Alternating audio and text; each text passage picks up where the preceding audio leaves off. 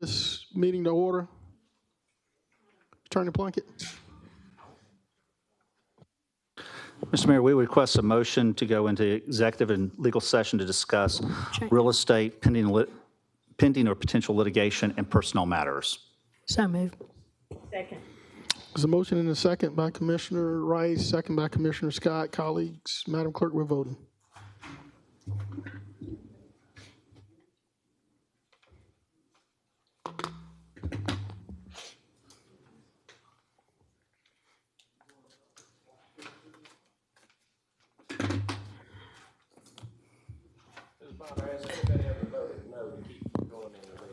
Yeah, you know it is a record. It is. That motion carries with Mr. Mason out, Mr. Clark, Mr. Lewis, and Mr. Garrett. Thank you, Madam Clerk. We're now suspended to executive session.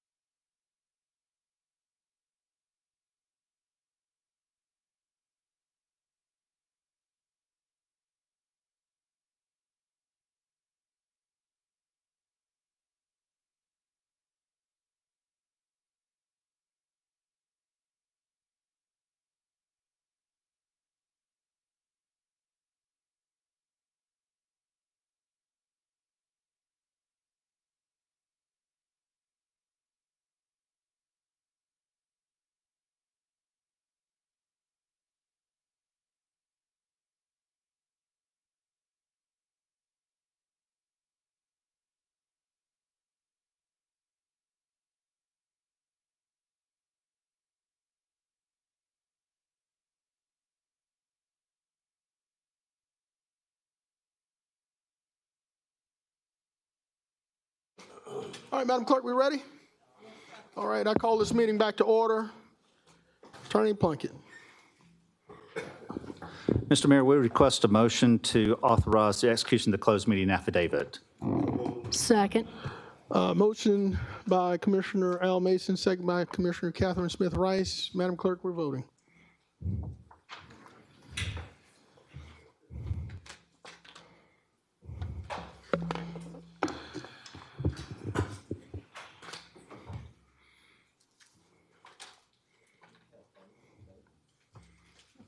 Ms. Pulliam's out. Ms. Scott.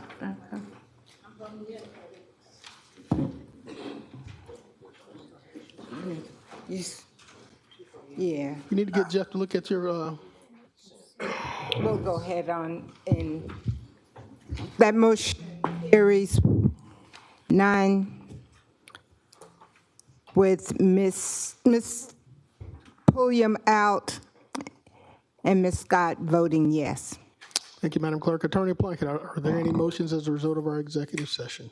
Yes, sir, there are 3. The first is we request a motion to approve an amendment to the lease between Delta Peachtree LLC and Augusta, Georgia, for the property located at 3461 Peach Orchard Road to extend the term to November 30th, 2029, to adjust rents as provided in the amendment, and to provide for repairs to be made by the landlord, and authorize the mayor and clerk to execute the amendment.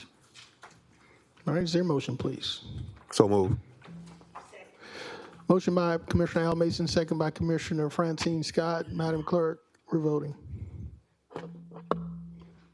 We're voting, sir? Yes, ma'am.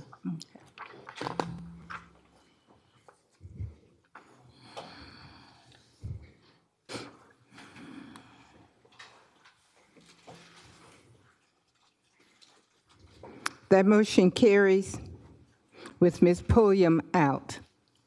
Thank you, Madam Clerk. Attorney Plunkett. We would also request a motion to amend the lease between Francis Christian operating Old Town Pickers in Augusta, Georgia, by reducing the rent to $4,534.65 per month until the damaged slips are repaired or restored in full or in part, and to authorize the mayor and clerk to execute such amendment. All right, so motion by by Francine Scott. Second by Commissioner Al Mason. Madam Clerk, we're voting.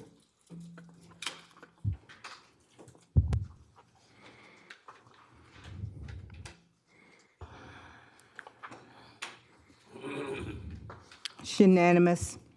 Thank you, Madam Clerk. Attorney Plunkett. And we'd also request a motion to approve a salary increase of Bushfield Airport Director Herbert Judon to $249,334.45 per year. Motion by Commissioner Scott. Second.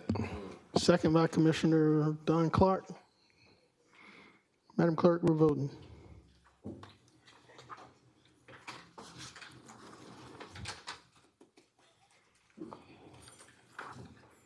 It's unanimous. Thank you, Attorney Plunkett. Does that conclude our motions? It does. Thank you, Attorney Plunkett. The chair recognizes Commissioner Catherine Smith Rice for a point of personal privilege. Commissioner Rice. Thank you, Mr. Mayor. I just wanted to, just to make sure that everybody, please, will keep former Commissioner John Clark in all of your prayers. Just please keep him in y'all's prayers, please. Thank you. Thank you, Commissioner Rice. Madam Clerk, I think that concludes our business. Yes, We sir. move forward now. This session's adjourned. We move forward to public services. Yes, sir. Thank you, Mr. Mayor. Welcome to Public Services. Madam Clerk, are there any additions or deletions to the agenda? No, ma'am. Okay, with that being said, if my colleagues have no objections, I'd like to consent item number 1 and item 2. Mrs. Bonner, I have been informed that item number 5, if we could move that to either the regular commission next week or the following, the next committee. Mr. Daggett will not be here today. Well, which will it be, to the next committee or to full commission with no recommendation? All right, just can we move it on to the full commission? Mr. Kemper, do you have any information which would be a recommendation on how to proceed with this item? Okay.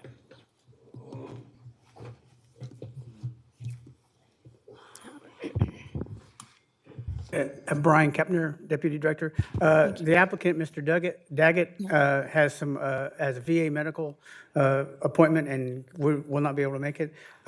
Planning and Development and Sheriff's Department have recommended approval, so we would say moving it forward to the full commission without a recommendation. Thank you. Okay, thank you. All right.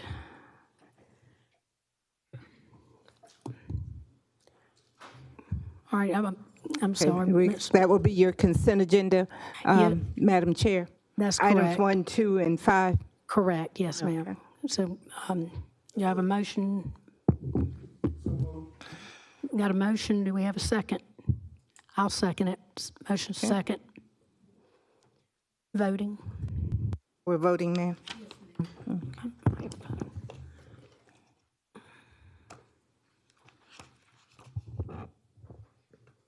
Mr. Lewis? Okay.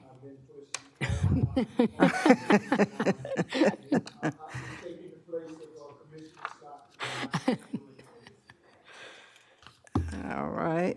Okay, there, oh, It's unanimous. okay. All right, Madam Clerk, Okay. item 3. Good morning, good afternoon. Item 3 is an alcohol number 25-01. It's a new location requesting consumption on premise for liquor, beer, and wine with Sunday sales. Michael Parrish is the applicant for Tee It Up Indoor Golf LLC, located at 3626 Walton Way Extension, District 3, Super District 10. Planning and Development and Sheriff's Office recommends approval. Are there any objectors? No objectors?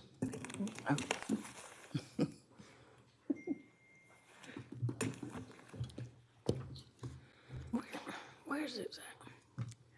I've got a quick question, may I ask this? Where exactly is this, I know it's in a district, where on Walton Way Extension exactly is this going? This one's actually on the Walton Way Extension in the shopping center right across the street from Cheddar's. Okay, Yeah, thanks. you're welcome. So state your name and your home address. Michael Parrish, 525 Tudor Branch, Grovetown, Georgia, 30813.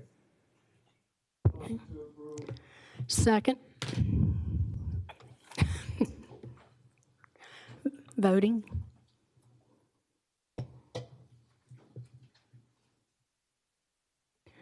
We got another problem with the, Okay, I'll get you before I publish. How are you voting, sir?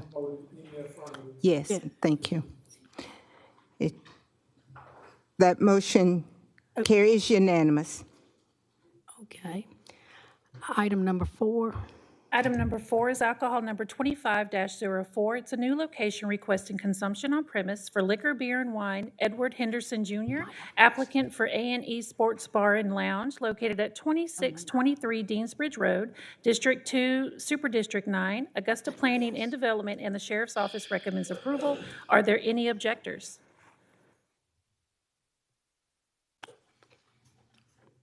Edward Henderson, 1848 Formosa Drive, Augusta, Georgia. Second. Okay, we'll vote.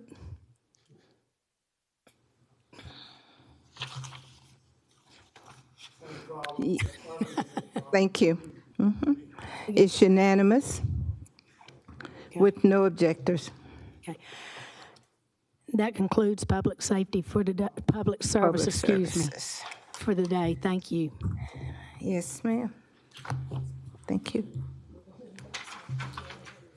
Want to pull it? Okay, all right.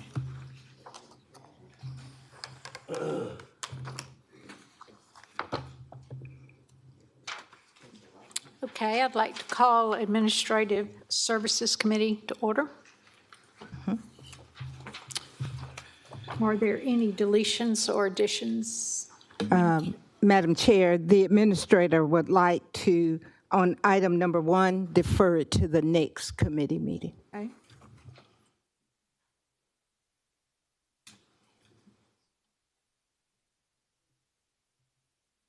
The commission they have. Madam Clerk, is that item number one on the Ma'am, we regular? do have the addendum agenda. We do. Is number one on the addendum agenda she wants to pass forward? No, Or is ma'am, it the on number the one? irregular.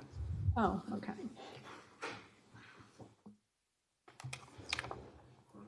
All right, Okay. And next committee. you have your addendum agenda Yes. before you. Okay, Is there all right. any objection?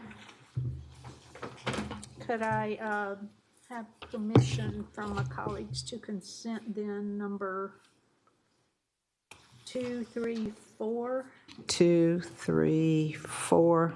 and item number 2 on the addendum agenda? Okay. And can we consent item 1 as well? It's being moved to the next committee? Next committee? Yes, ma'am. Okay.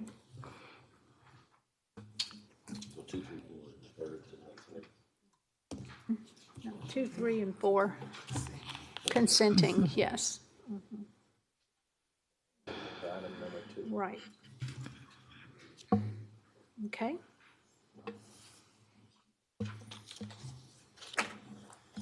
We need to vote on that? You would need a motion, yes, ma'am. Motion, okay, can I have a motion? Second. Now we're voting.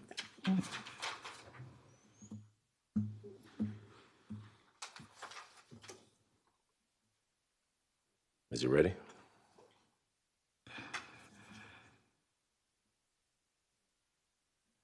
Oh, there it is. Mr. Thank you. Okay. Okay. That motion carries. Right. It's unanimous. Item 5? Number 5. Item 5, for information only, presentation regarding an executive hiring strategy.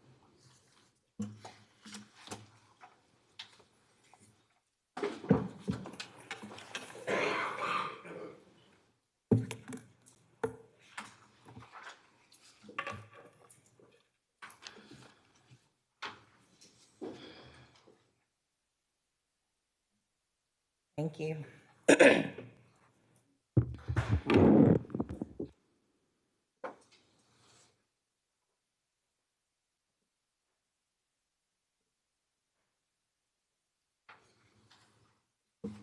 Can you all see it? Okay.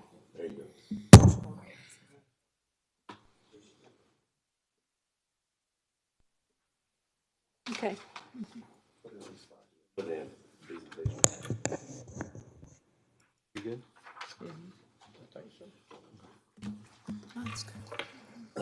Good afternoon, Mayor and Commissioners. I'm not going to take up much of your time, but this is an important matter that I wanted to discuss with you all. And actually, I do have an ask. I'm not asking for money, but I do have an ask at the end.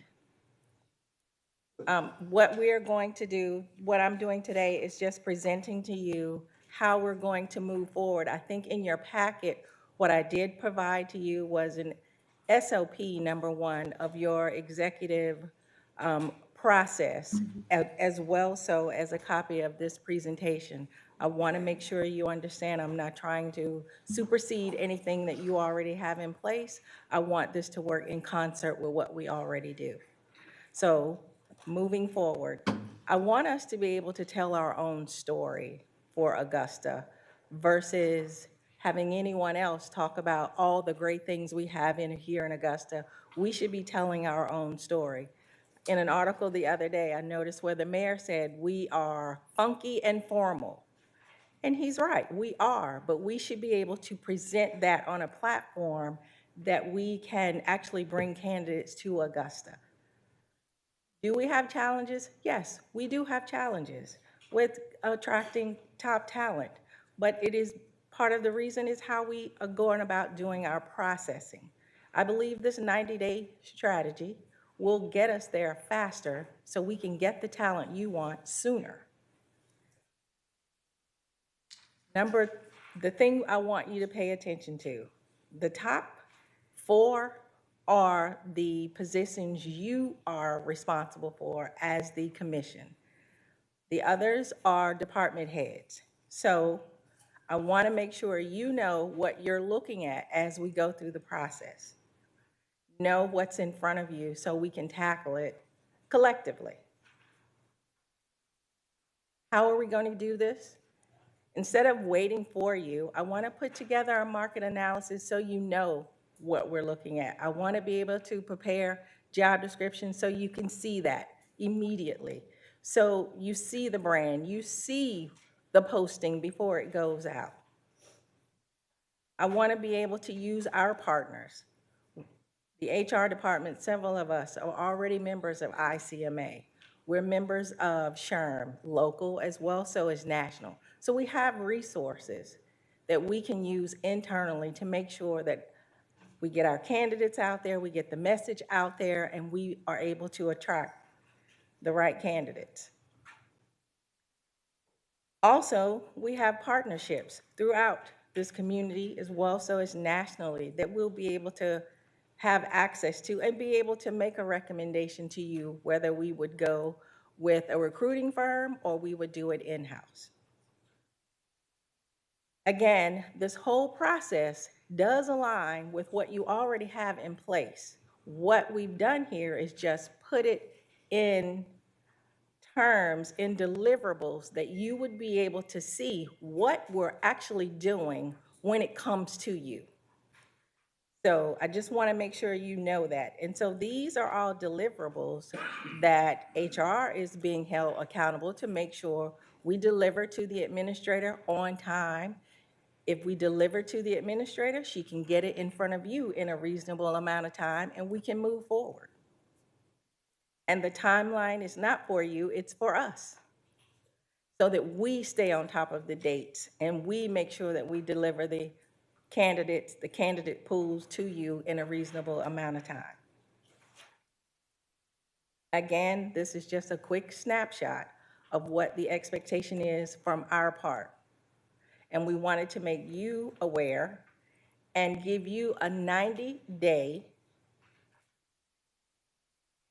guarantee would be the wrong word, but a 90-day strategy that HR would be utilizing to make sure that we meet the needs of you. We meet the needs of getting you the candidates that you need.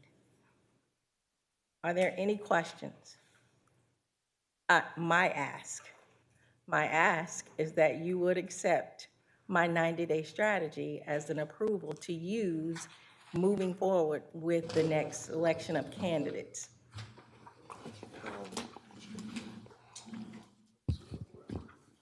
Commissioner Lewis? Thank you, Madam Chair. Ms. Rooker, Yes, sir. having seen this,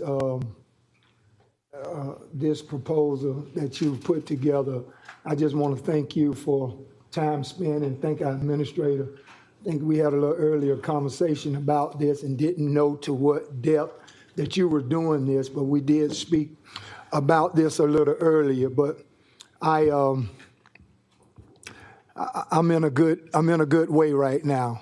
Yes, sir. With where we're going with this. I'm in a very good way. So I appreciate you and Madam Administrator, you all coming together to help us to facilitate and do a better job of making sure that these positions are filled in a timely fashion, so we don't be have so much interim attached to things. So it gives us an opportunity to put the right people in the right positions at the right time to continue to move this government forward. Again, I just want to thank you and our administrator for this proposal that you have before us. Thank you. Commissioner Clark? Thank you, Madam Chair. So we don't have a motion. This is more so just information that we're receiving, but I'm assuming we want a motion so that we can move forward. Yes, sir. Okay, thank you. Madam Chair, I'd like to make a motion for HR and the administrator to move forward with the initiative so that we can start moving to fill these positions. Second.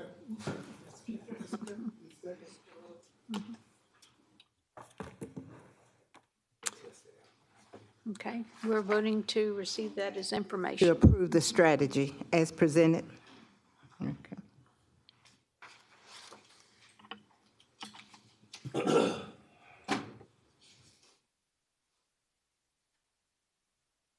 Okay, it's unanimous. Okay, thank you.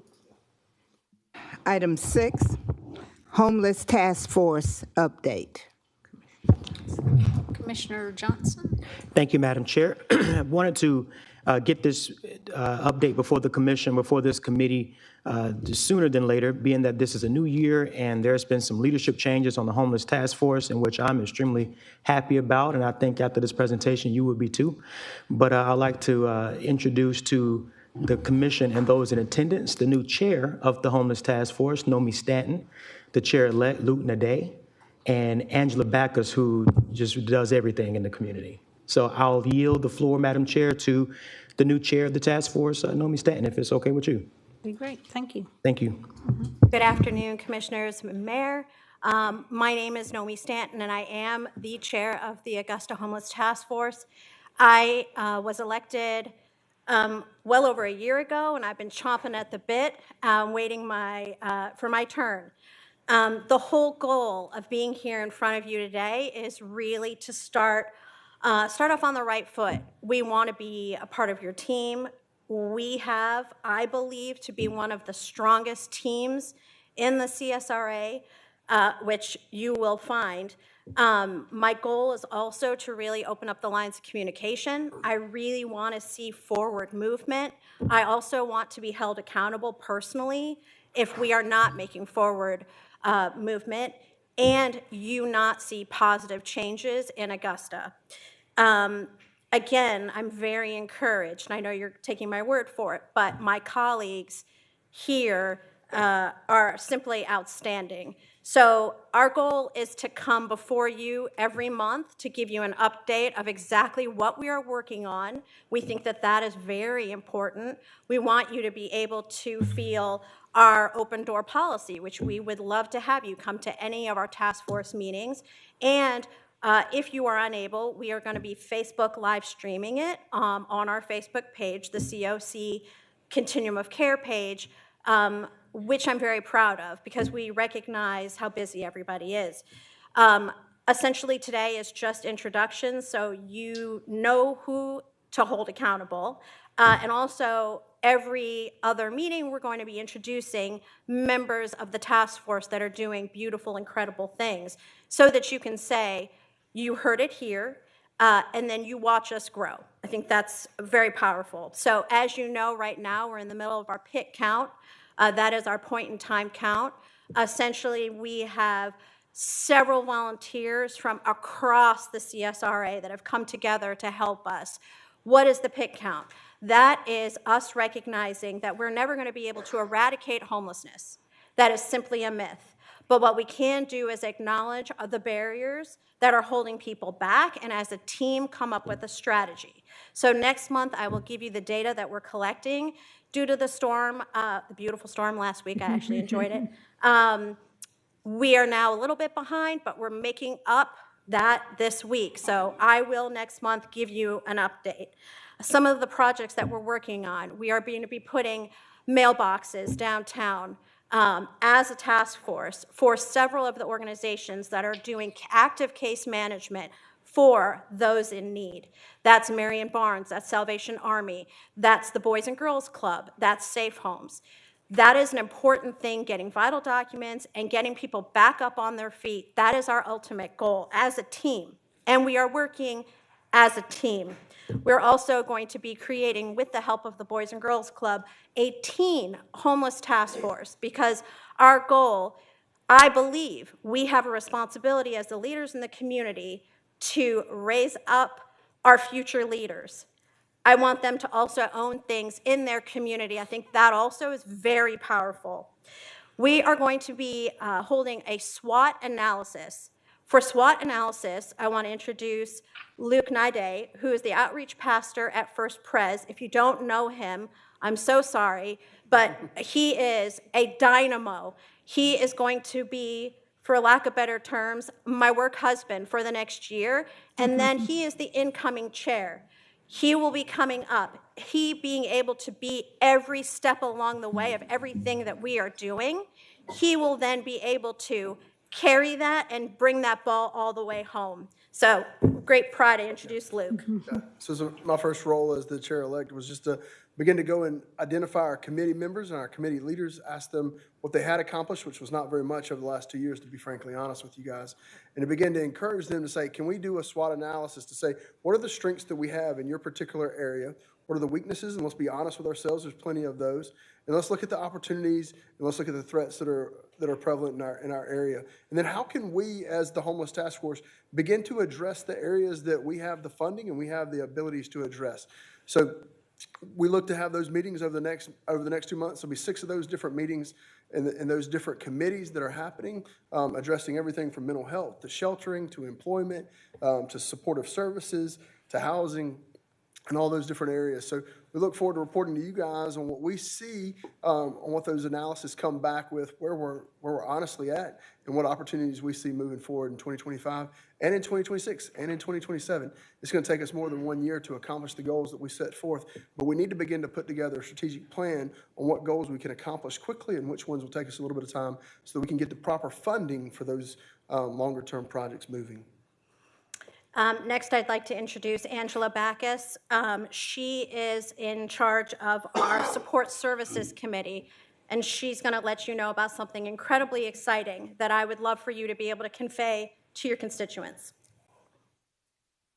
Hello. So about a week and a half ago, I found out that Construction Ready was returning to our area.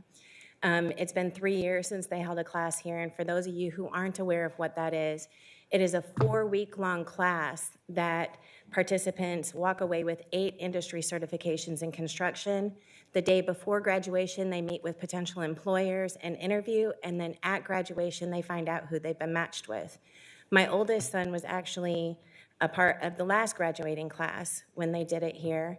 And every single person in his class was hired for a minimum $16 an hour as an apprentice. That is after a 4-week-long investment. And when I brought it to Nomi and to Luke, and I was like, hey, they're coming back. Like, I was so excited because it's free. It's a $5,000 value, but it is absolutely free. And so I said, I challenge us as a community, can we get 10 homeless people into this program?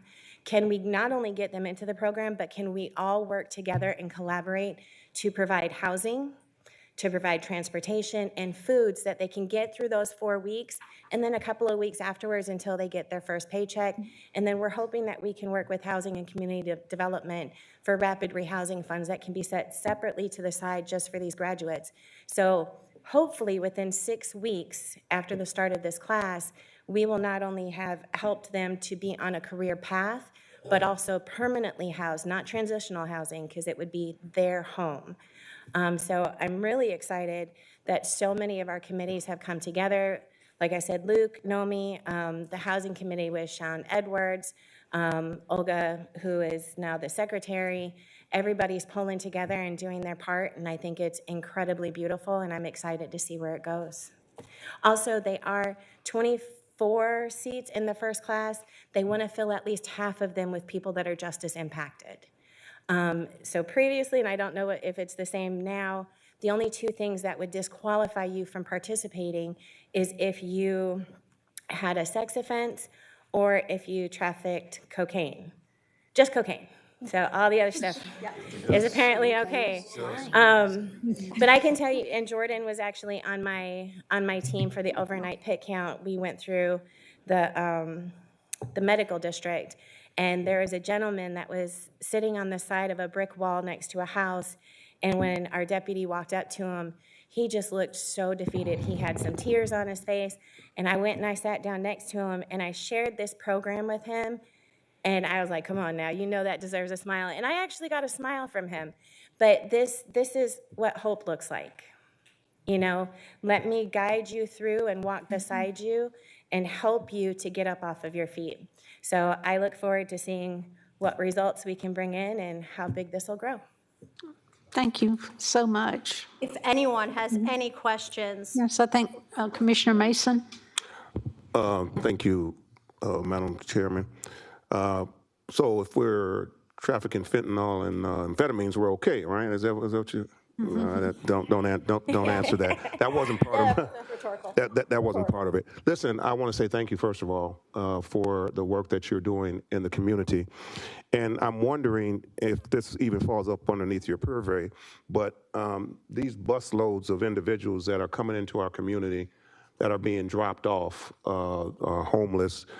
You familiar with this happening within the community? Well, I'm familiar with some of the myths that are also out there.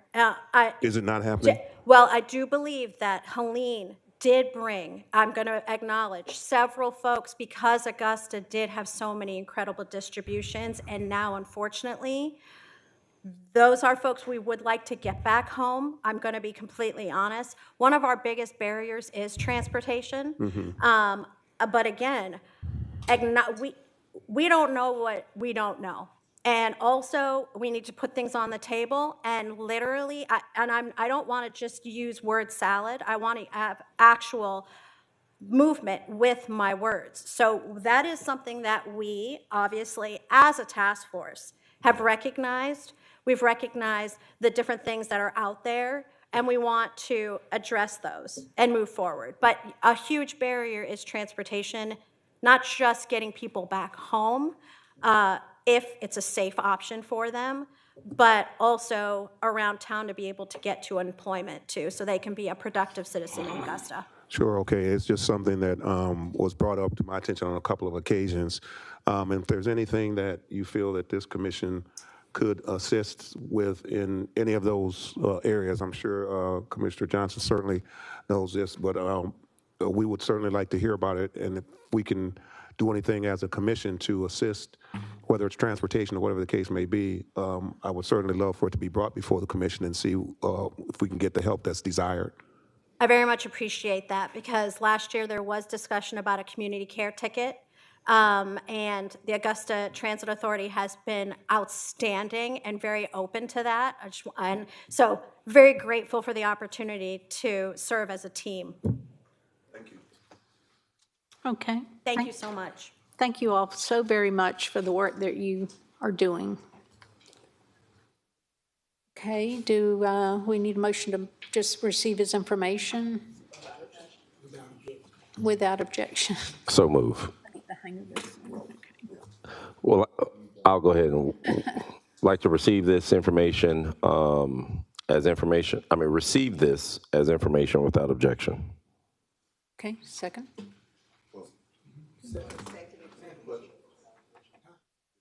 Already.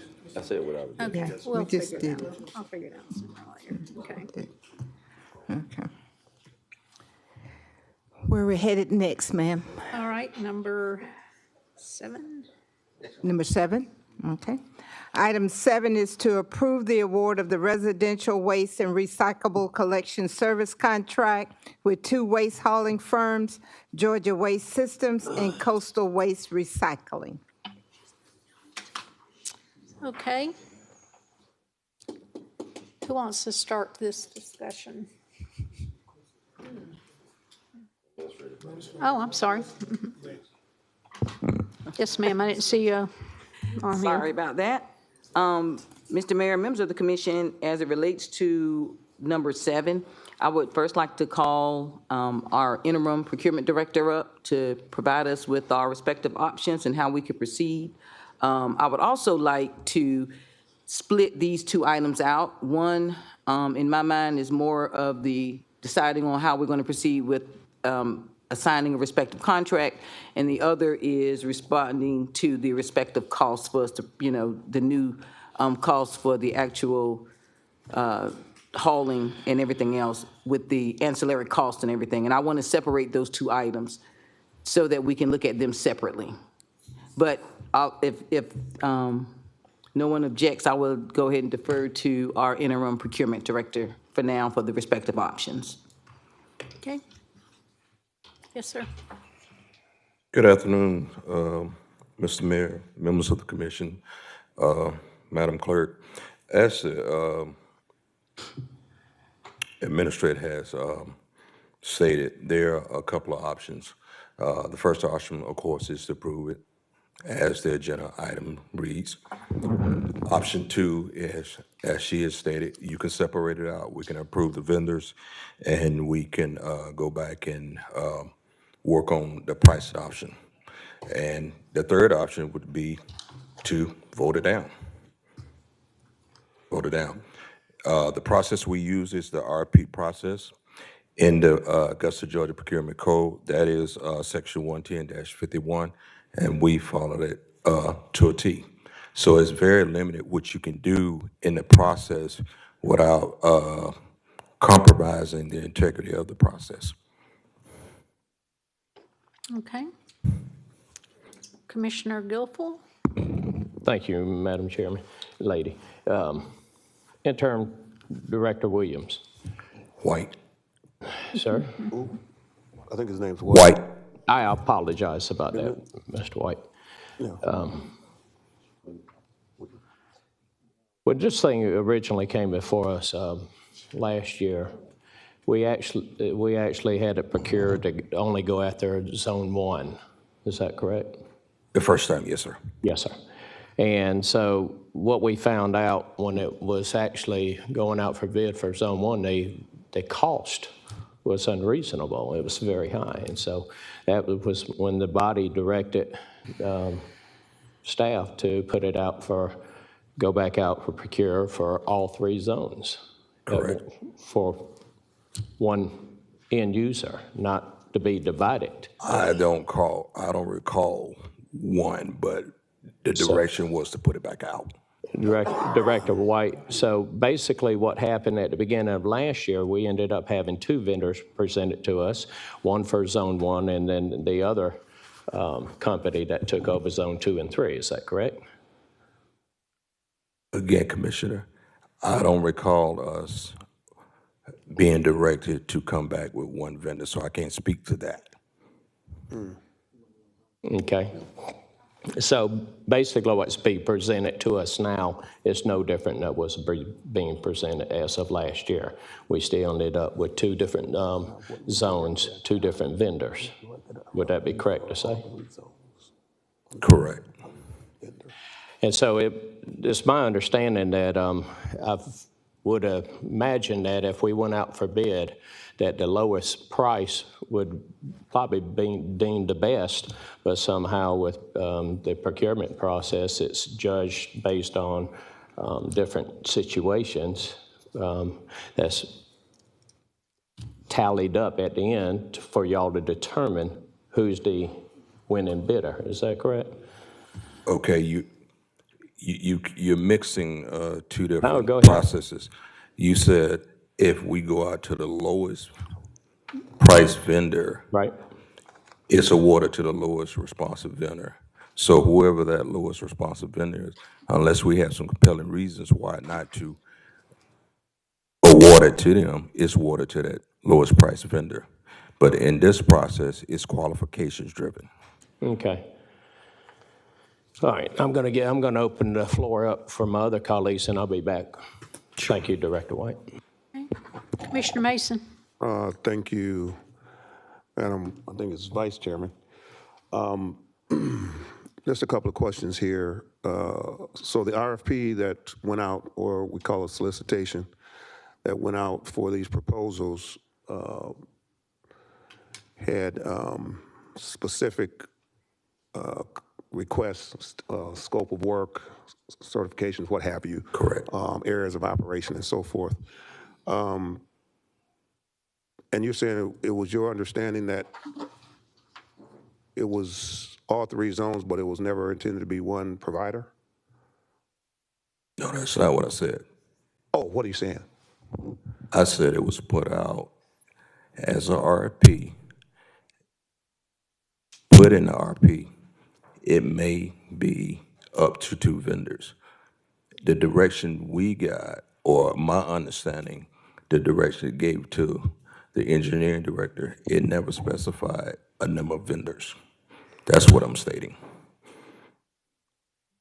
Okay, so when the bids came in, It was RP, request for proposal. so there was no dollar value associated with that request? Okay, when you said dollar value, you have to give me a little bit more In clarity. other words, when you did the request for proposal, okay, that proposal didn't have what it would propose for them to cost, their cost in order to do that particular service? Cost is a part of the scoring matrix, but it's a very small percentage.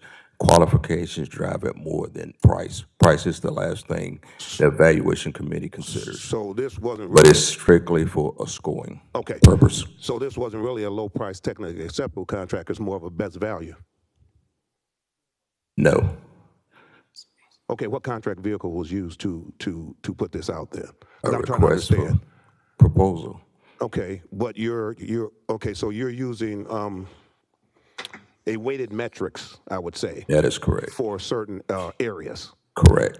Meaning that the dollar value was weighted less than, say, the scope of work or the ability to do the work. That is correct. Okay, all right. So with that being said, and did I hear you say that you weren't aware, or you personally weren't aware of the fact that we were looking for one vendor for the 3 zones? What was presented to the procurement department is to put up RP to do these services. It was not specified for one vendor.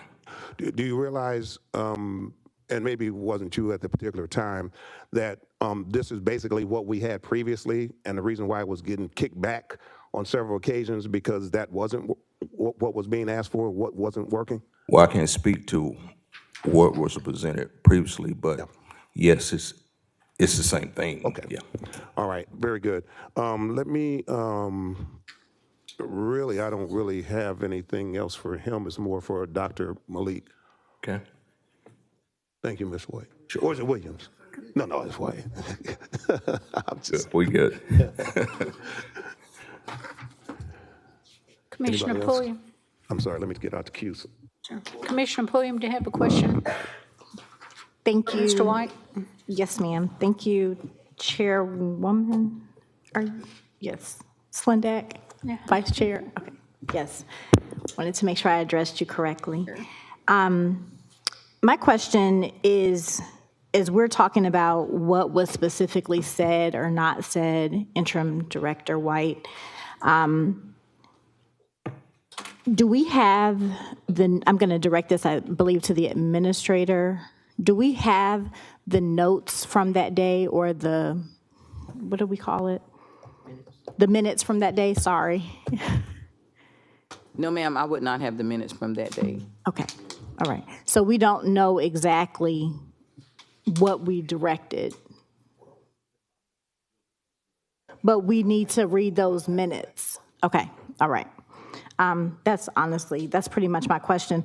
I'm seeing that what you were referring to, Mr. White, under section 1-10-52, under sealed proposals, item A. 1-10, Yes, sir. 51. 51, okay, all right, yes, sir. But even what you addressed is in here as far as the competitive sealed proposals method may be utilized when it is determined in writing to be the most advantageous to Augusta, Georgia. So explaining pretty much the RFP process and how with that process, as people send in their proposals, then we can in fact use that information to create our RFQ. Is that? No. Okay. No. Can you explain it to me, please? Okay, I need a little bit more clarity on your Okay, question. yes, sir, absolutely, no problem. So as we are questioning the difference between the RFP and the RFQ. Okay. Okay, and so in section 1-10-52, letter A, it tells us what pretty much the conditions for use for the sealed proposals. For a sealed proposal, that's correct. Yes, sir. But we didn't use We sealed didn't use proposal. sealed proposals, okay, We used 1-1051. Okay. A request for proposal. okay, awesome. So section 1-10-52 was not taken into account, okay. At all. Thank you for the clarification, I appreciate it. Okay. Okay. Commissioner Guilfoyle, did you want to Yes, sir. speak? Okay. Thank you. Before we call up Dr. Malik? I'll wait till Dr. Malik comes up then. Okay. Commissioner Clark, you have a, Yes, ma'am. Thank you. So, well, I guess Dr. Malik is going to clarify, I guess, specifics, because I think this has kind of gone on a little bit long, and I think everyone would benefit from a refresh of what we're talking about. I know we're talking about the procurement process that was followed, which you have clarified, but I think we need to really kind of clarify the specifics, and that way we can really clarify what are our options or what are our disconnects so far. Just to also preface this, Commissioner Slindak and I were not up here yet. We were kind of like everyone else out there, kind of observing and hearing the process.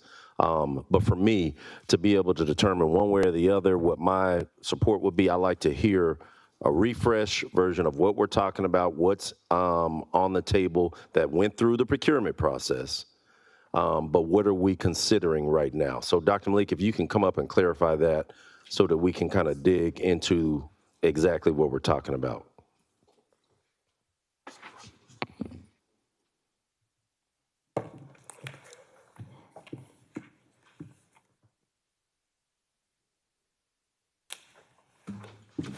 And before Dr. Malik starts, Madam Administrator, I'm not stepping on anything that you have. No, sir. Okay, I just want to make sure. So Dr. Malik, if you can kind of clarify to the body what we're talking about for the contract as a refreshed understanding of what was proposed to the body for us to really kind of make a determination one way or the other. Yes, sir. Good afternoon. So there are several steps.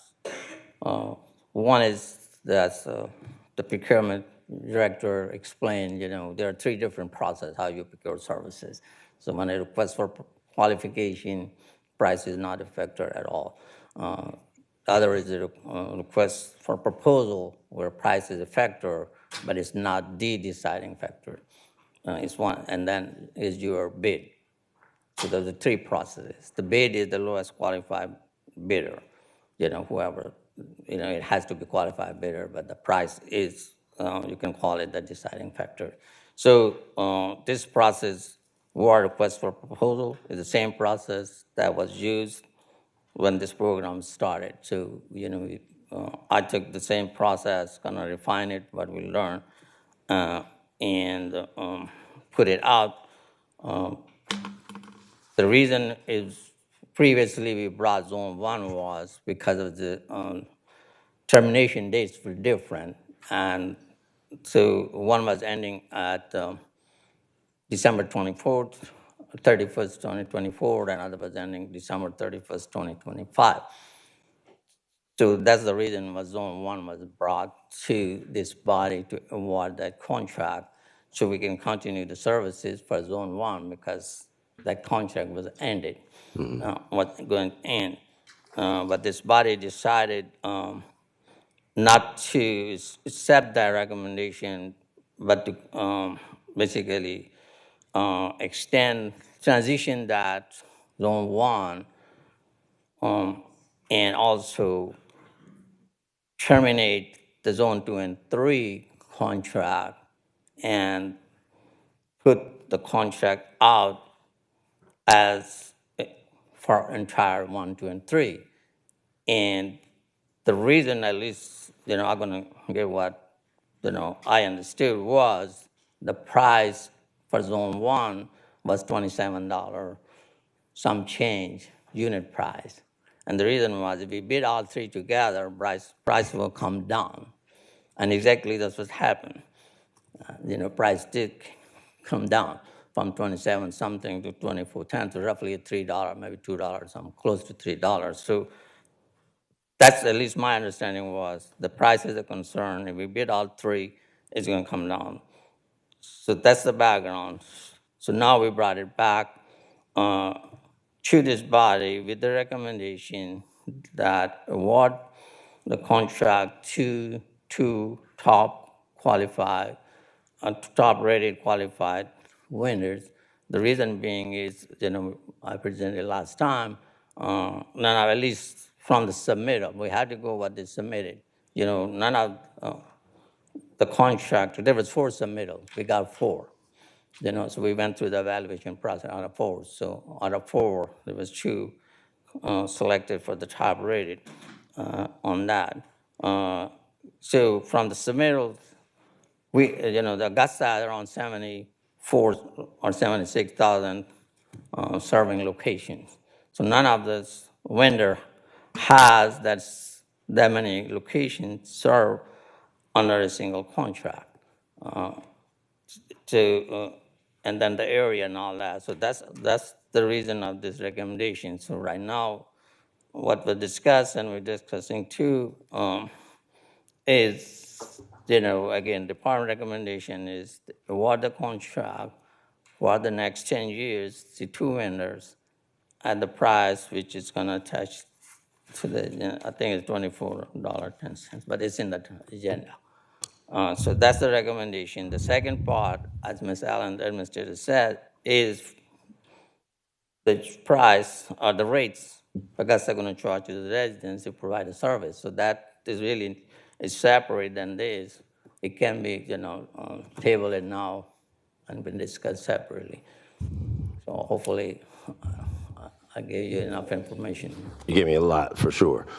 So let me quantify this. So what type of increase are we talking about that the constituents would have to, well, all of us would have to endure? So on December 3rd, if I remember the date, Commissioner Jordan Johnson proposed $3 per month or $36 per year increase. The current rate is $320.50. So it's going to bring it to $350, $650. Okay. Now, if I'm remembering correctly, I think we had included some additional services in there in this proposal as well. I think it was like mosquito spraying and then street sweeping and all that, right?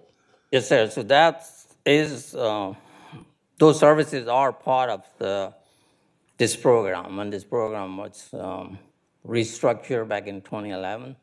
So those services were included in this program. And there was a resolution by this body, a body at the time, where all those things are included, in that. So those services is nothing new, either previous or current director or myself is adding. Those are the services were included in this program, and then the way that program was structured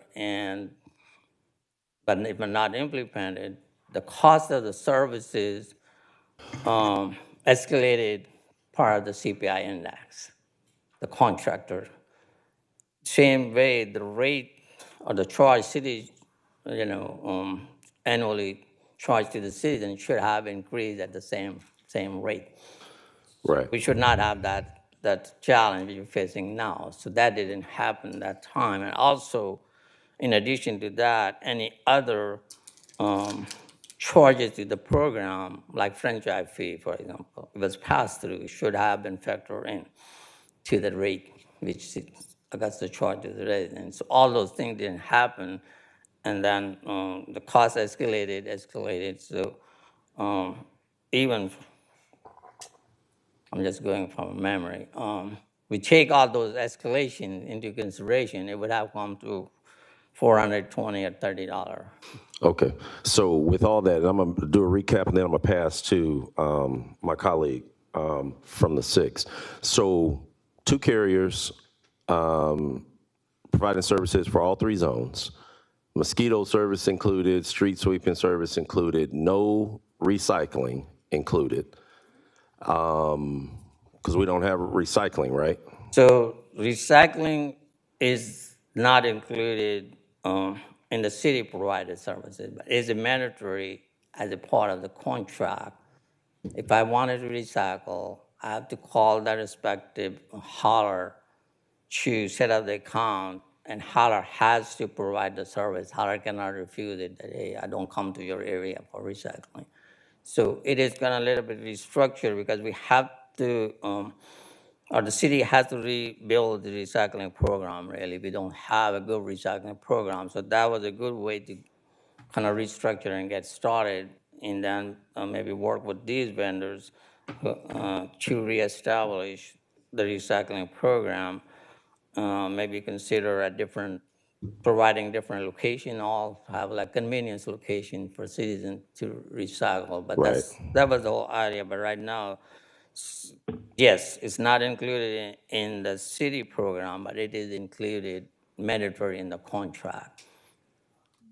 And I think that's where it kind of gets very murky, because it shouldn't be this confusing. Right now, we're talking about a lot of different variances, and I think that's where a lot of us are kind of getting confused, probably constituents as well, because you don't really know what you're receiving from the services or why you're receiving an increase to your services as well. So I'll wait for my colleague from the 6th to ask his question.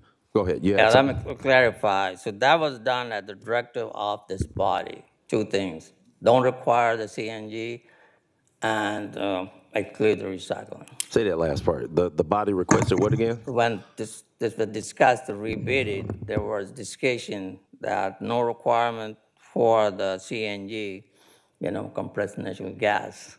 That's required now with the contract and the recycling, because there's no recycling really was happening that time. So it's not something we as a staff decided. Okay. I'm going to pass it to my colleague from the 6th. Well, Madam Chair, if you want to go ahead and take care of that. Commissioner Lewis. Thank you, Madam Vice Chair. Dr. Malik, right now, currently, one contract ended on the 31st of December. Am I correct? So presently, we are in. Well, just answer the question. One, if you don't mind, and I don't mean that derogatorily. One contract was ended on December 31st of 24, and the other contract was going to end at the end of 25 this year. Am I correct? Yes, sir. Okay. When those contracts were going to be in, and I think what you were trying to do is get everything under one contract to have the same years. Is that correct? Yes, yes, sir. That was the intention. directed by this body. Right. That was directed by this body. Right now, currently, because that one contract did end in 2024, the rate that we're paying now is a lot more than we would have been paying had that contract not ended. Am I correct? So it's gonna. It would have increased somewhat because of the CPI right index. Yes. And we don't have a contract. We don't have a contract with one of our vendors. Am I right? I mean, we have a month-to-month contract, right? So presently, it's a 90 days transition, which will end on March 31st, right, unless this body, and even at that, we're paying a higher rate because of that type of contract than we would have normally been paying had we had a contract. Is that correct?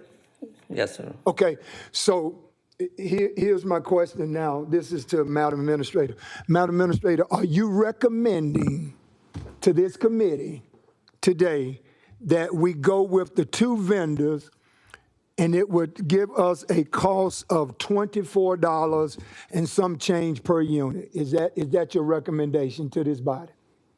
Unfortunately, no, Commissioner Lewis, that's not my recommendation. My recommendation, based on the fact that there's been so much discussion surrounding this whole entire item, is to figure out how this governing body wants to proceed. And that proceeding is out of one of those three options that we have provided.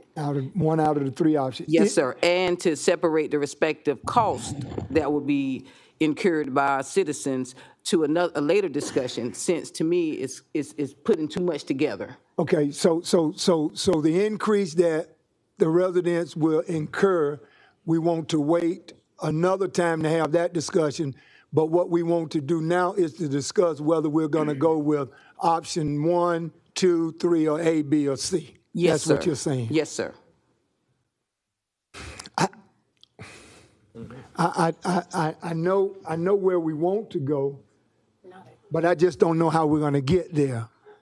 And it's kind of, it's perplexing because we've carried this luggage or this baggage since the summer of last year. And here we are, January now, 6-7 months later, and we still haven't gotten anywhere yet. We know the prices. My colleague from the first, when Dr. Malik proposed the increase, we say, no, we don't want to burden our citizens with that big of an increase. So we came to a compromise.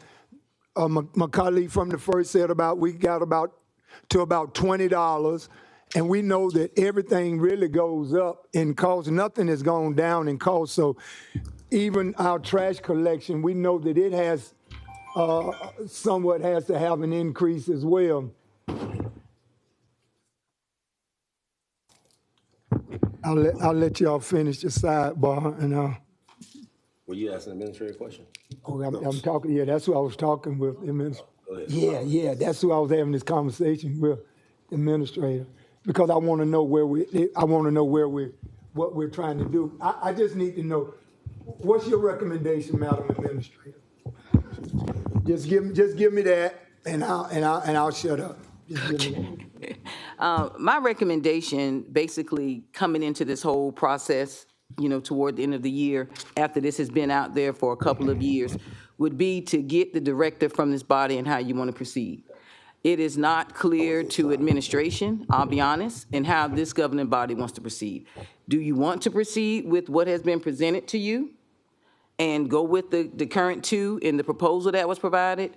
Or do you want to proceed with starting the process over, canceling the current bid, starting it over? But if you do that, I will ask you to make sure that we specify what you're looking for from any contract, because I think some of that is unclear as well. And so that the engineering department will have a clear directive in how to proceed.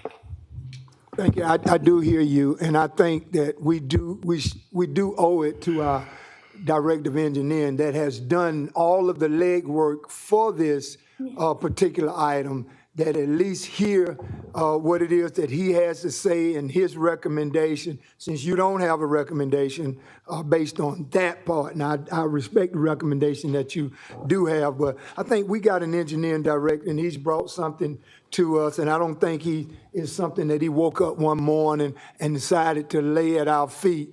And he spent time, effort, and energy coming to where he is now with this particular proposal. And I think we owe him that much to at least understand. I'm not an engineer. I don't understand all of this stuff about waste collection and how to get there and these things. But if we're paying somebody to do this job, then I think we owe it to him to at least respect what it is that they bring to the table. Thank you, Madam Vice Chair. Thank you.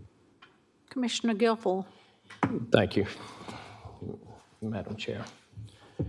But Dr. Malik, as far as the recycling CNG for it to be removed, I think that was based off of your recommendations, because this body wouldn't have a clue if it was making money or not. It was making money at one time when we actually, in the original contract, when the previous director actually implemented the CNG with requirement with all the trash trucks, and money was being made. As far as recycling, the recycling died, I guess, 3 or 4 years ago, and apparently it was the best kept secret from the citizens of Augusta, Richmond County. Now we have, you talk about the street sweep and the mosquito, that we're gonna be providing the extra service based off the backs of the taxpayers when we increase the garbage fee. How many street sweepers do we have that's currently in operation, as well as mosquito trucks that's currently in operation? So let's pick up street sweeping. Sir. That's the contract services. So it's a contract, and the contractor is required to do following. So contractor is required to do weekly downtown corridor. That's 50 center line mile. Had to do monthly major roadways like connector arterials around 150 or 170 linear mile, and the rest supposed to do quarterly. So it's in the 2012 contract, the street sweeping was also a separate contract with the same, one of the same vendor, Inland, and they were doing quarterly till 2018. In 2018, administrator of the time made a decision to transition that with several other programs to engineering. How many did he say? So did you tell me how many vehicles we have as far as the mosquito? So the In other words, mosquito again is you can call contract services. Right. That was a decision of this body again. You know, there's two phase. One was way before stormwater utility program, and that was also part of the environmental services. What service it provide? You know, I have very little information. I couldn't find a whole lot of paper. That the second was when the stormwater utility was created. The body of the time decided to fund the mosquito program, and there's MOU signed by both entities, and there are certain things in return, not only spraying, you know, storm drain and ditches and wherever the call comes, but also do the private pond inspection, which is the requirement of the permit. Okay. As far as this, it was RFP that went out, is that correct? Request for proposal? Yes, sir. And as Director White said, that the money was a small part of the qualification. Why wouldn't the money be the major part? Because with this big of a contract, money's going to be everything. It's no different than right now. Trying to add money to this contract to where we could do the street sweeping, the mosquito, the demolition of houses, the vacant lot cleaning.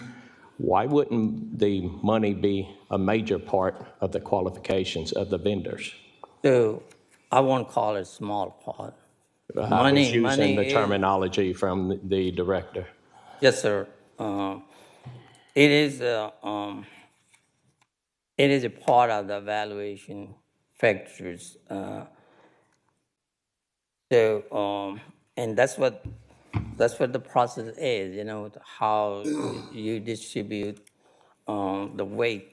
You know, to different. Even you know, you may change some of. You mean the committee may change some of how you weight it. It may or may not change the outcome because there's several other factors goes into that. All right. Yeah, so that's the whole purpose of this procurement. All right, let me continue, Dr. Malik, please. I know I got other people in the queue. As far as how you've determined the qualifications of both vendors, which is both of the two of the largest in the United States. One, Waste Management, actually handles 600,000 residents, and the other one handles 400,000. And the city of Augusta, Richmond County has what, 32,600? It's less than 8% of what they normally do. So why wouldn't we have selected one vendor versus two? Didn't matter. One or the other was capable. Both are qualified, actually overqualified.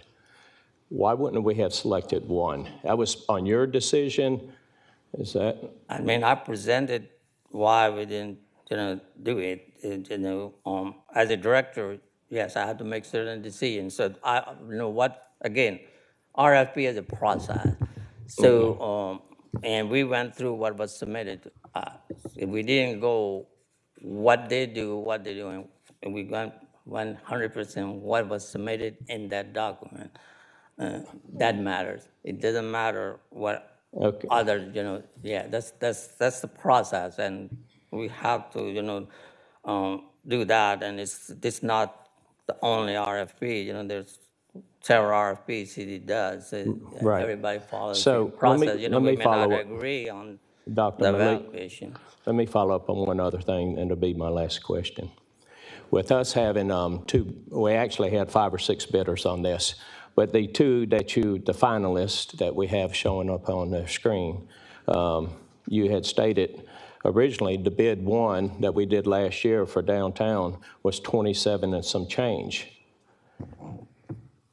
Now it's $24.10. How did both bidders end up with the same exact to the penny quotes to do zone 1 as well as zone 2 and 3?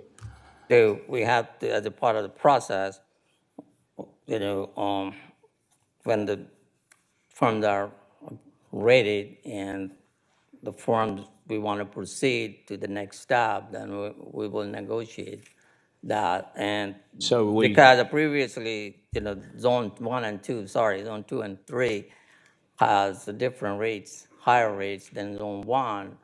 And, intent and effort was to bring the cost down, not only bond down, but have a uniform cost. So actually, this is a little less than the previous contract in Right. 2024. But we're going up on our rates moving forward, which is odd to me. But I'm not on this committee. I would like to say, let's put this out for a rebid to include the optional on the recycle part. But that's where I'm at. Thank you, Dr. Malik. Commissioner Mason?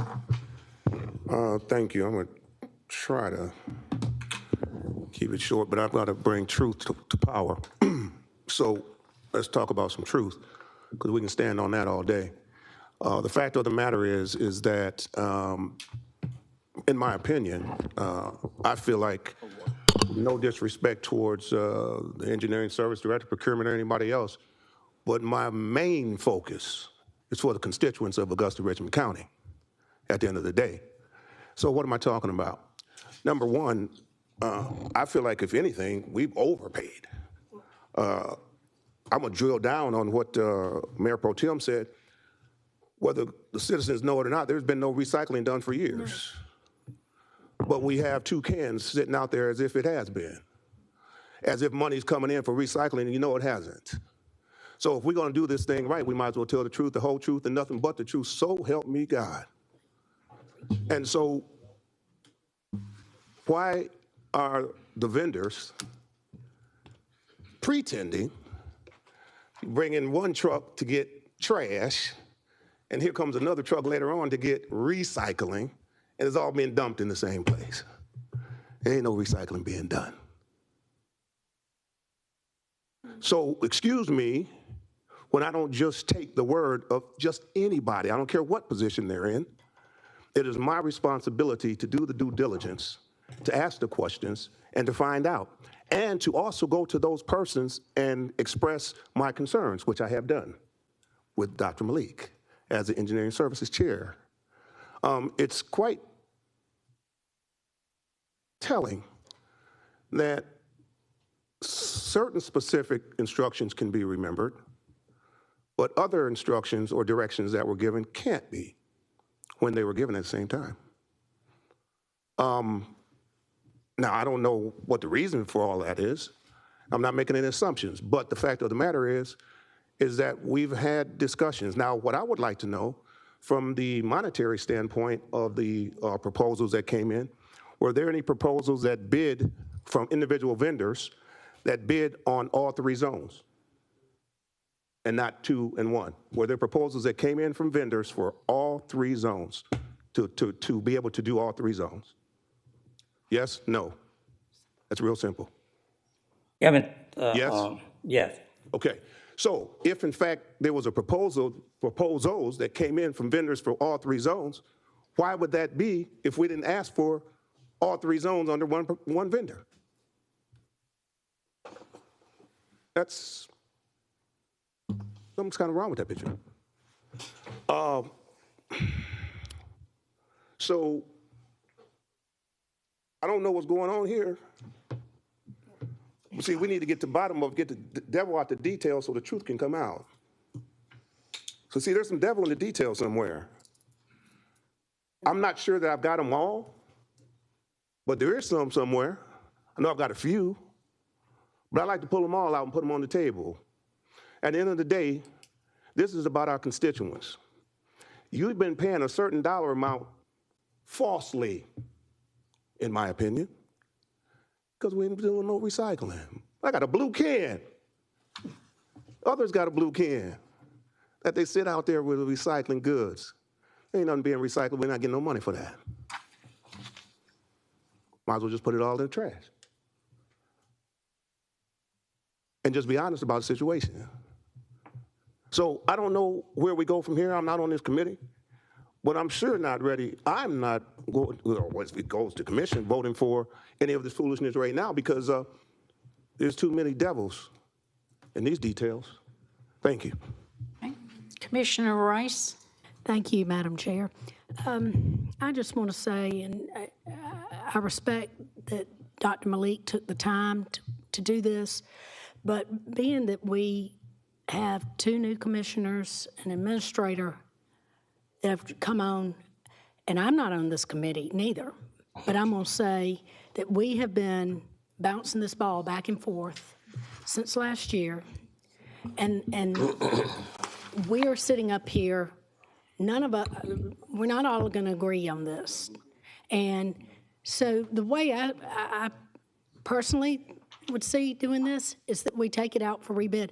Rebid would take, what, 30, 90 days? How long would that take? And I'll do fairness, because the constituents, I can tell you, they aren't going to want this one bit if we approve this. They're not.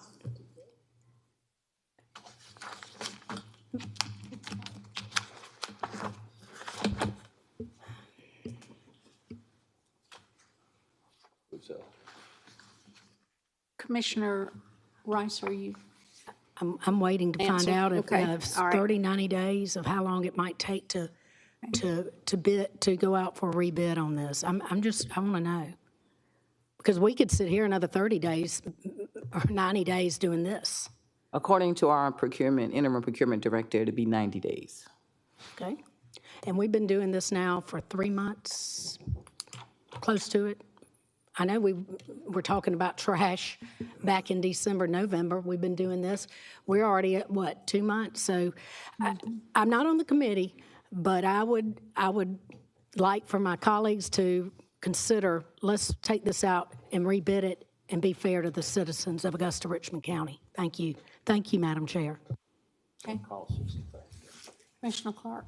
All right, I am on the committee, so I'm going to go ahead and make the motion to deny this proposal with the understanding that the governing body provides the terms that they are requiring for rebid.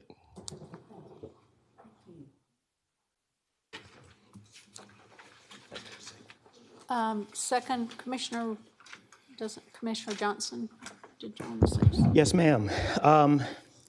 Don't go nowhere yet, Dr. Malik. I want to just get a couple questions in and maybe get a little clarity. We're talking about the terms that we want to have as a part of a new bid, which is okay. I'm interested in knowing what are those terms. We need to define those terms here today before we even vote on this thing. And then secondly, I believe that we've put our current haulers on a month-to-month contract for, I believe, 90 days, 30 days, how many days? 90 days, 90 3 months. days, I'm 3 sorry, months. 3 months. So we deny this and then go into a process that would cause us to spend another 90 days deliberating. Would that result in additional cost for another extension while we go through this process? So, Ms. Allen, could you speak to that a little bit? Would that result in additional costs? Yes, sir. Commissioner Johnson, we would have to inquire about an additional 6-month extension in order to make sure that we're covered during this period. And I know we just spent $1 million, so the first 90 days would have amounted to $1 million that we said last time we didn't have the budget for, we didn't have the money for.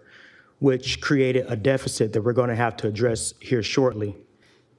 How does that impact our budget going forward if now we're talking 6 months? So whoever can answer that. And the only reason I'm asking these questions is because I think that we're willing to throw the baby out with the bathwater instead of just getting to, like Commissioner Mason said, the truth and the facts.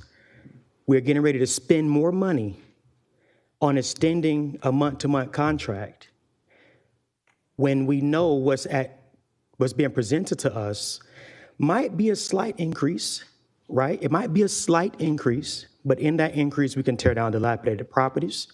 We can cut right-of-ways. We can deal with vacant lots. We can clean up our city, the same things that we have been asking for the past year or so, at least 4 years since I've been up here.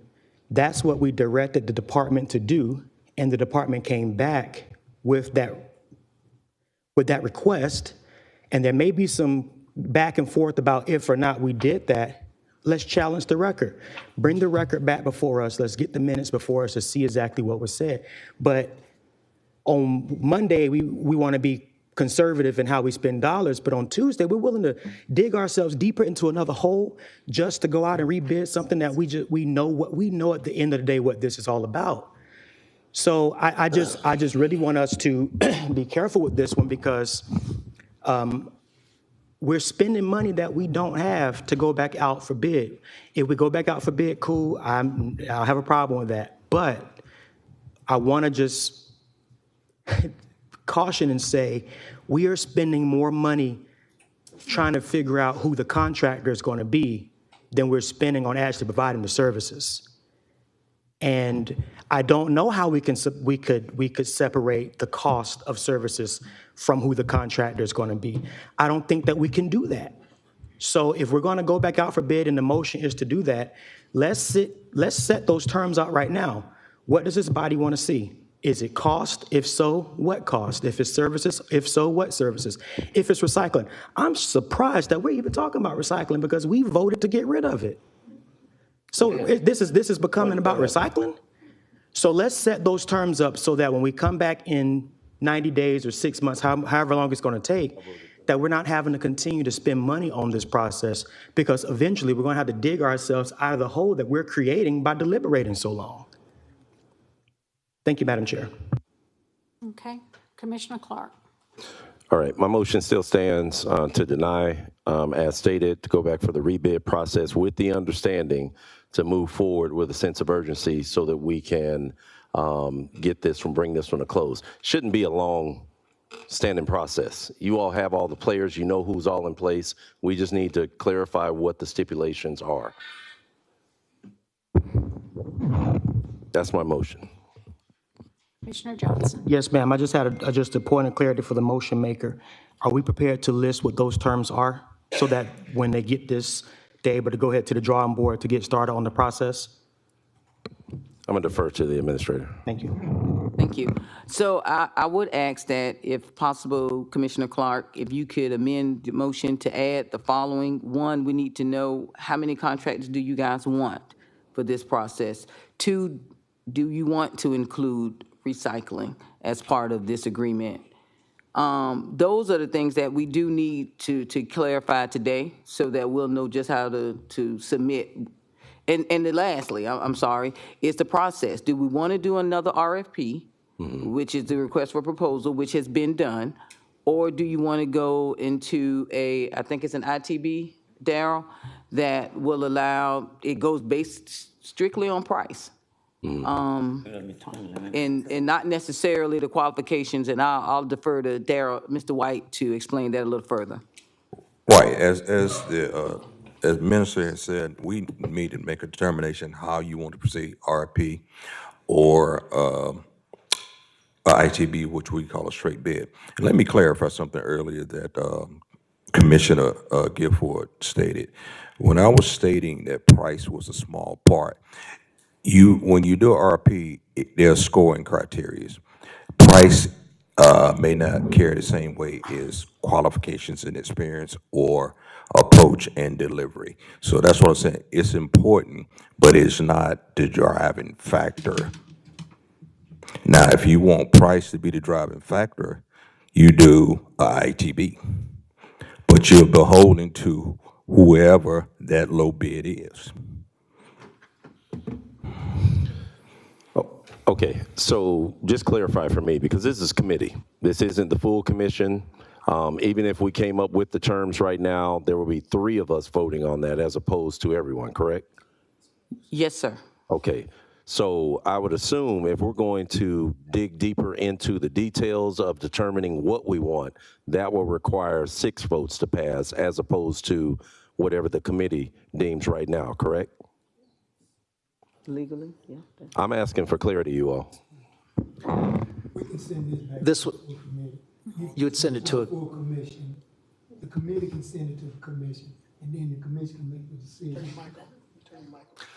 what Mr. Lewis is saying is correct, is that you're making, this committee is going to make a recommendation, whatever, 1 bid, 2 bids, recycling, no recycling, and then when it's in the body of the commission, it may be modified and voted on as 6 or more agree. Okay, all right.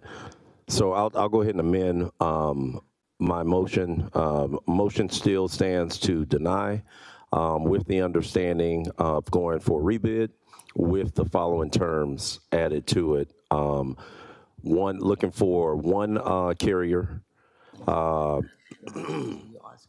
looking for options of recycling to be in place, looking to remove the unnecessary aspects of what we're talking about, because we're talking about trash, so let's not add some other things in. So take out the mosquito, take out the street sweeping, and let's keep that separate from what we're talking about here, with the understanding that we're looking to keep the pricing, the price point, not an increase for the constituents. Ms. Bonner, I know I rambled off a lot. Are you good? I know. Can we also add the 6-month extension to those respective agreements? We Now- don't want to stop any of the respective services Right. that the citizens are getting now. Now, the only thing about the 6 months is if Extend the additional services 6 month, for at least 6 months with the contractors now on a month-to-month basis. Total of 6 months or 6, so it would be 6 additional months, 8 total, yes. because you have 2 left. because we have 2 left out of the remaining 90 days, right? Yes. You're right, probably total of 6 months to do it. Total of 6 months, so it'll be 4 additional So months. 4 additional months. Yes, thank you. Okay. Thank you, Jim. Okay, Yes, ma'am. Commissioner, I'm ahead. abbreviating. He's asking that it's being denied, the current proposal is being denied. Option for 1 contractor, that's number 1, come back. For with all one- 3 zones. All 3 zones, Yes, 1 ma'am. contractor. Okay, 2 options for recycle.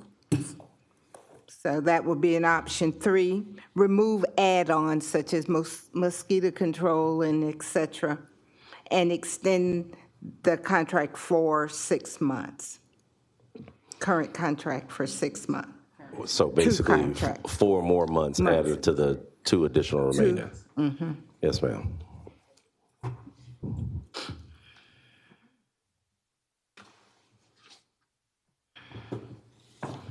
So move, but I think we need a second to have further discussion.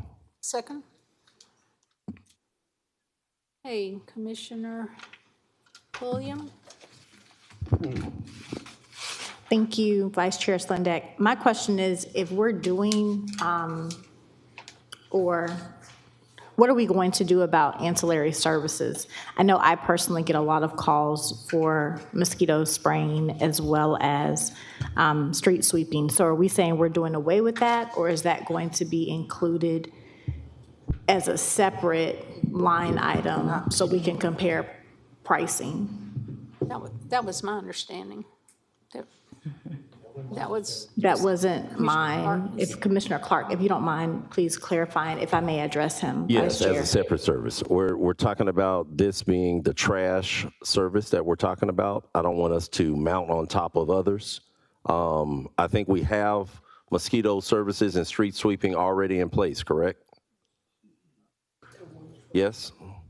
Okay. Is it added to our current trash program right now? So it's partially, yes. It's partially funded to Okay. the current program and partially through stormwater. All right. So, yes, to my colleague from the second, I'm asking for that to be separate from the trash contract that we're talking about now. Okay, thank you for the clarification. I now have a question for Dr. Malik, as you just stated that, what you stated. So those two services are completely separate from these providers, or are those the the companies that are currently providing those ancillary services? So let me clarify. There's two parts. The services are not part of the waste collection contract.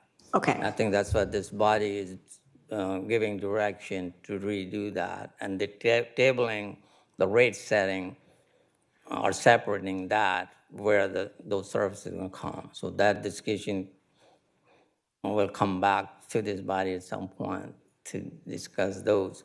So those services are partially funded through the waste collection fee which city collects. So that level of service will continue, whatever the level is. You can call it level D or whatever that is. Yeah. So that has absolutely nothing to do with what we're discussing? Yeah, so these haulers, the current two haulers are not providing those services. They're not providing them? Okay. They're just picking up the waste, bulky waste, yard waste, residential waste, recyclable. All right, may I ask who is providing that service? Are we, Augusta Richmond County, providing that service? So, or is there another mosquito contractor? control is provided by the Department of Health. Okay. Street sweeping is a separate contract managed by, Augusta Engineering. Wake and lot is a separate contract.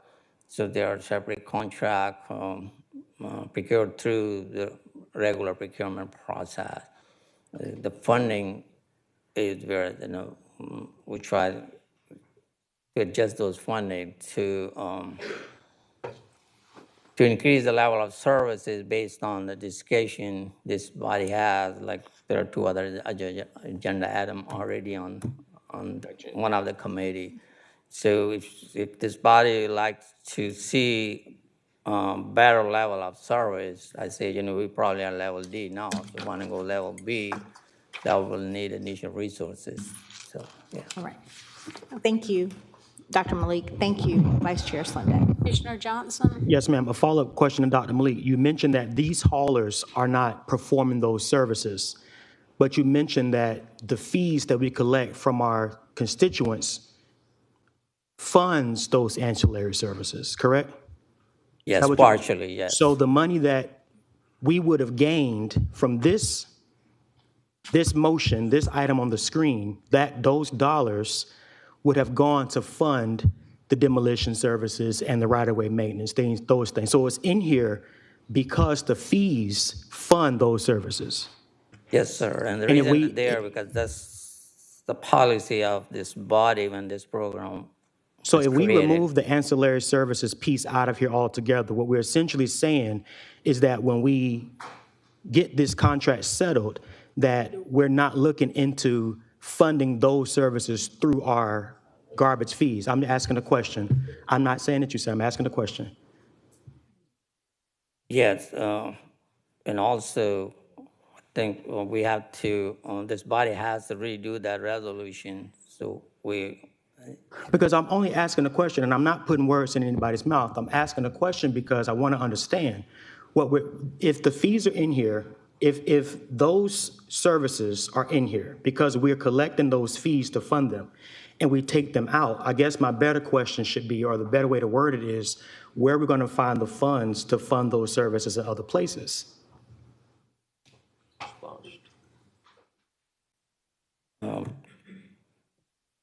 So the way I understood the motion was that don't include in the rebidding of the process, not necessarily we ending those services. Well, I'm not saying with any of them, if they're not in level we are. where are we going to find the funds to fund those services to the degree that we're looking for those services to be rendered at? And that's my only concern. I'm voting for the motion that Commissioner Clark made, so let's not get that misunderstood. What I'm asking is, if we go down that road, what is our plan to fund those services? Because when the spring and summer comes, I'm getting calls about right-of-way maintenance and vacant lots and houses that need to be dilapidated. I'm sure we all are. But where are we going to get those funds from? I mean, no alternative has, at least as a department, I cannot, I have no way to identify where the other funding will. So that'll be something we have to discuss probably next budget cycle, which puts us another year behind. Commissioner Johnson, if I could, Madam Chair. Yes. If we could come back to you with some recommendations as it relates to the respective costing and proposal, when we come back with all this respective information, I would ask that we are able to do that. We will come back with the recommendation on how we would take and continue some of those ancillary costs. It is not our goal to stop anything that's going to continue to protect our community. Yes, ma'am. So Yes, we'll ma'am. bring that information back to you as well. Okay, I want to just make sure that we keep that on the top of our mind, because if we don't have a funding source, then essentially we're not going to be able to provide those services at the level that we're expecting them to be funded at. So, thank you, Ms. Allen. You're Thank welcome. you. Okay, so we have a motion and a second. Ms. Bonner, do you need to read that one more Sure. time? Item 7 is to deny the current recommendation and to approve, number 1, the proposal to come back with one contractor for 3 zones. Item number 2, option recyclables. 3, remove add-ons, e.g. mosquito control, street sweeping items, and 4, 4-month extension on our current contract. Okay. Are we voting on that? Yes, ma'am. Okay.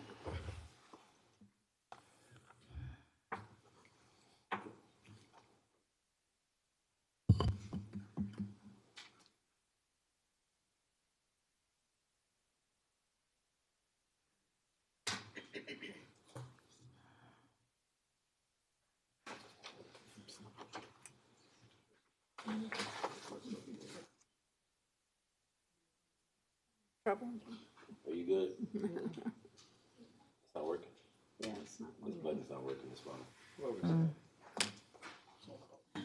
Commissioner Lewis. Yeah, if you're feeling comfortable letting us know prior to the vote being shown, are you? So how are you voting? You're voting in the affirmative? Okay. So that motion carries with Mr. Clark, Ms. Slindeck, and Mr. Lewis voting yes. Okay, number 8. Item number 8, discuss board and authority member eligibility. Mr. Guilfoyle? Commissioner Guilfoyle?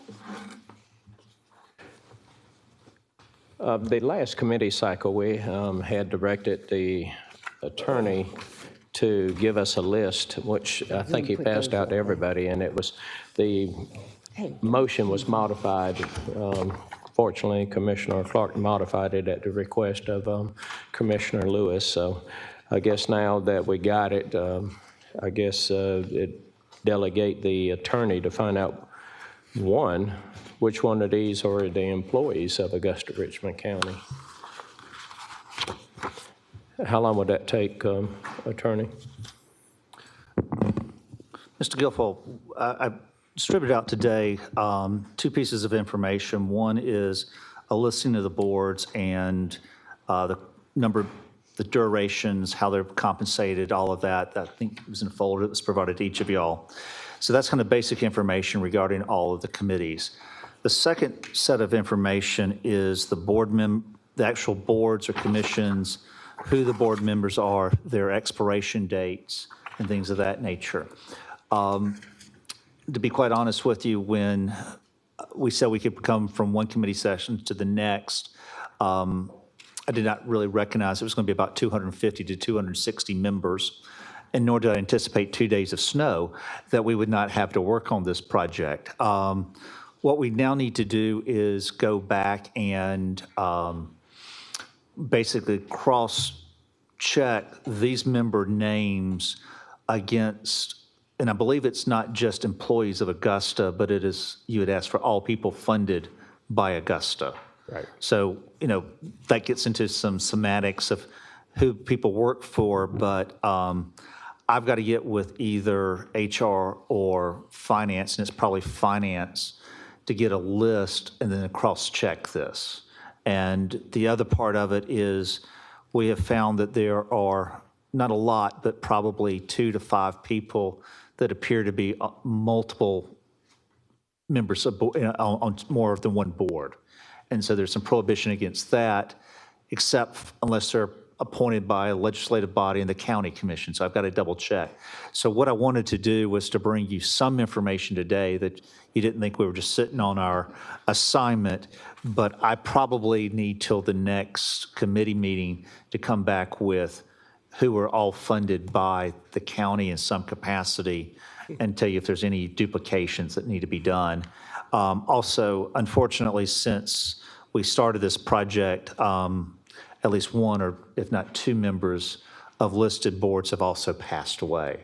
So we'll have it's to revealing a lot more than. Yeah, it's that, and I think if you look at it in rough draft, there are a number of positions that, based on the data we have, but we want to verify that there are a lot of expired terms as well. Right, And I'm so- noticing that right as I'm So thumbing through.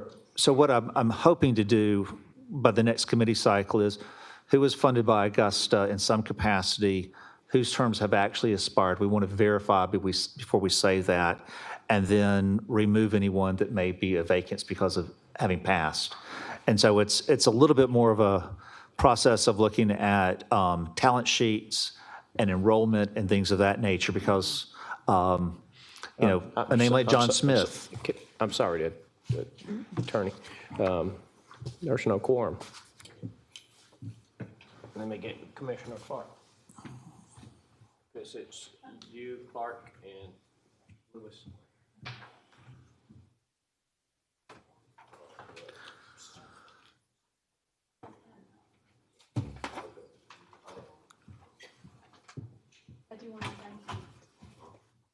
I do want to thank you for pulling this together, this information. So. Certainly, Ms. Slindak, we're actually just waiting for one more member, so there's a quorum for the committee to continue. I still just wanted to thank you for. We pulling all appreciate that. together. I would like to take credit for it, but there was You other and your people who did team, this you and work. your team, yes. Yes, sir. Sorry about that, Ms. Clark. All right. So I think the question is this: besides the people who are funded by Augusta, is there any other expired terms? Are there any other pieces of information that you would like for us to add to this? Not that I know of at this time. Commissioner Clark or Commissioner Lewis, who helped modify this agenda item, if they want to add something to it, they can. Commissioner Rice, do you want? Yeah, thank you, Madam Chair. I've got a question when I look at some of these, and maybe this isn't a topic for today to be discussed, but some of these boards that I'm looking at don't even meet. We appoint people to them, but then, like, for instance, Tree Commission, I'm just giving you one, Animal Board, I'll get a call and say they haven't met in X amount of months. Then there's one on here, and I shouldn't name it today, I don't think they've met in 2 years. So what do we do about that? Do I tell my appointees that you're no longer on a board because you're not meeting? How do we handle that? And then I got another question. There's some of them on here that appointments that are supposed to be 4 years, but then, like, for instance, on my animal control, it says she doesn't roll off till March 2026, but then on my Augusta Aviation Commission, I got one, it says my appointment rolls off on, like, wait a minute. Let me look for that, 3. But there's 2025 maybe? Yeah, so there's some of them are coming. appointment, some of them are geared toward the the appointing commissioner, and they tie to that commissioner's position. I will verify that the accuracy again, we'll cross-check. As to the issue about boards not meeting, what we can do is also do a little bit deeper dive relative to, are they required by statute or ordinance to meet? There are some boards that arguably meet almost on an as-needed basis. They're almost more ad hoc than action, but we'll verify that the need for them to meet. Okay, that way, And yes, we'll sir. put that as just one additional column to it. That way I can let my appointee know that it's as needed, needed. instead of them thinking, why am I on a board when there's no meetings? Okay. Thank you, Attorney, and thank you, Madam Chair. Okay, or have you, excuse me, did you task the legal with getting some more information He's for going to you? bring it back to the next committee cycle, so I'm not on your committee. If one of the members will forward it to the next committee cycle, that'd be great. Madam Vice Chair, I move that we allow Attorney Plunkett to gather information, pertinent information, and bring back to our next committee cycle. Okay, second? Thank you. You seconding that? Second. Okay. Or, Ms. yeah. Linda got it. Okay, thank you.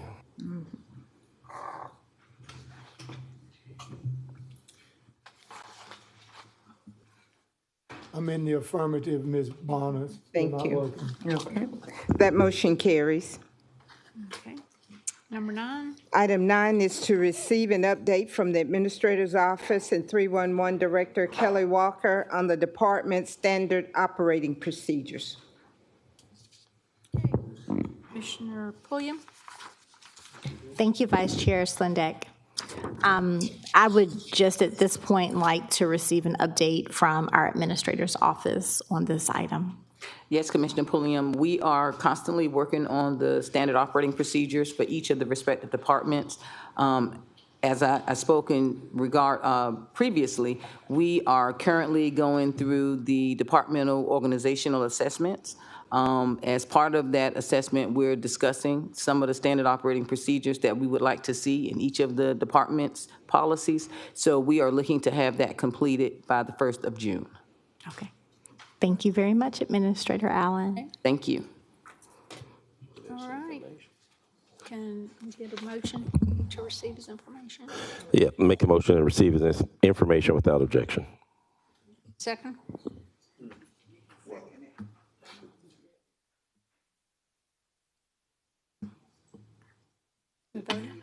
Or do we move on? I'm sorry. Taking a motion or Yes. receiving it as information with no objection? Well, no objections, I'm sorry. Okay, thank you. Okay. Number 10? Discuss creating 3 constituent services liaisons, commission assistant positions.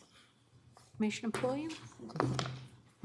Thank you, Vice Chair Slendek. And so I have quite a few talking points that I came up with. And so just bear with me, my colleagues on the commission. But I'd first off like to say, as we all are elected officials, we come from different walks of life. We have varying backgrounds, and our jobs look different, or our retirements look different. Everything looks different for each and every one of us. And so, although we know, I want to say quote unquote, but I don't know if that's professional. Although we know what we're getting into, you don't really know what you're getting into until you become a commissioner. And so when your heart is to serve your constituents, and although they say that it is a part-time position, I don't believe I would get any argument from any of my colleagues, at least I hope I wouldn't, that it is definitely not a part-time position. It is a full-time position. And it depends upon your constituents and how often they reach out to you and how often you receive emails and you get invitations, and you want to be there because that is where I can speak for myself, my heart is to be there all the time for my constituents. And so with that being said, I started researching and looking into what constituent aids or legislative aids would look like. And there is a county in Georgia, Douglas County. And in Douglas County, they actually have legislative aids. That's how they have coined their assistance. And so as we continue on the commission to have discussions in succession planning and having constituent aids, in my opinion, can be a strong conduit in bringing incoming commissioners up to speed with both post and current projects that have been going on in their respective districts. Establishing this role reinforces the messaging that the commission values its constituents and is proactive in addressing their concerns on a continuous basis. We look at other elected officials in Augusta, Richmond County and how they have more supportive staff from an administrative standpoint, and they're able to help them go through emails and phone calls and things of that nature. So what I am proposing to my colleagues is that we take a deeper dive into what this would look like for the Augusta Commission. And I put down 3, but I am definitely open to 2. And my thought process was we could have one for District 9 and one for District 10. But it would also help in the event of one of our colleagues not being able to return to work, return to duty, if they're out sick. And then we don't know, as we try to be proactive versus reactive, we don't know who's coming after us. And so if we happen to have a female on the commission that is still of childbearing age and has to take off time, or someone could just be sick for whatever, may have happened because life happens. And so being able to have that constituent aid or legislative aid, however we want to coin that job description, having that person be able to be there and help us through not only those moments, but just on a daily basis. It's that tool in the toolbox that is going to help us go from one commissioner to the next commissioner to the next commissioner. And so we already have so much institutional knowledge in our clerk of commissions, Ms. Bonner, but as we talk about someone that is there between the constituents and the commissioners, that piece is missing. And so it's open for discussion, but what I would like to see happen is for Administrator Allen to be able to go in and do some research and look at positions that could potentially be reclassed, because there are quite a few, and I know she's doing an overhaul on so many different things. And we very much appreciate that, Administrator Allen. But as she's doing that, she can look at positions that are open and may possibly be able to be reclassed. That way we're not looking at a budget concern. And that's all. Thank you. Okay.